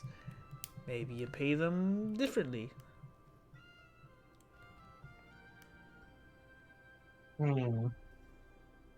I don't know. What does everyone else think? It's a no for me, fam. This man is literally implying to robbing people. No, Also- it's worse. It's worse. He's talking about smuggling things. Yeah, exactly. Also, and sabotage. Real quick, can I just take a look? Are those dwarven guards still watching us? Not in this bar. Okay. You should just go outside and say, "Take me to your leader." I'm not an alien, bro. Look, it's not that complicated. You need coin and you need transportation. We can help with both. And we'll both get paid on our own way, and there's no problems. There'll be no guards. And I can assure you that no one will know any the wiser that you all were involved. Nah, it's a no for me, fam. I'm just not that kind of person. That's what I say. And what do you all say? I do not believe it would look good on my character to engage in these activities, so I would have to respectfully decline. I will also respectfully decline. Well, he looks a bit annoyed.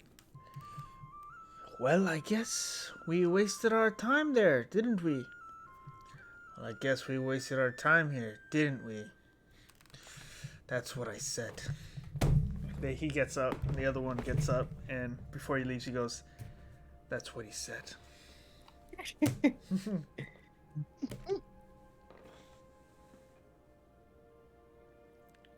Well, so, are we still? What is our plan now? Are we walking, or are we going to ask? I would say ask. I mean, there's no harm in asking. If he says no, he says no. Then we're walking. If he says yeah, hey, we shortened our trip a little bit. And not because I want to go to the artificial school, we just shortened our trip a little bit, so we got more time to do other stuff.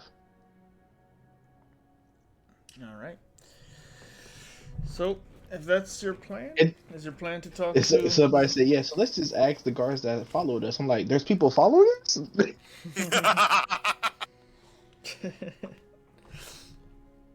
Yeah. I mean, they're not in the bar, but... Because I'm one of the very few people that didn't notice. Like, there's people following us? Nope. So what is the plan? To go talk to Lord Stonefell? Yes, indeed. I guess so. Okay. So with... Don't let me make all decisions. I'm just putting ideas out there, fellas. Y'all got something else, let me know. I mean, I was perfectly fine with walking. You're the one who had an issue with it. To be fair, if it makes you feel better, it was kind of my idea because I brought the name up. I mean, to be fair, it's not like I can feel pain in my feet like you can, so walking doesn't matter to me. All right. Well, with that, I will say that you've accomplished a lot here in Landron, and you are preparing to finalize your time here and heading off eventually to take on this quest that is a bit time sensitive, since you kind of want to get also an opportunity at entering the Artificery, a very prestigious place, school, and you are going to seek some help from Lord Stonefell, hoping that he can help you meet this deadline and accomplish your adventure. Hopes and dreams. So, I'm joking. congratulations, you are all becoming adventurers. So, Yay! with that, we're gonna end tonight's session.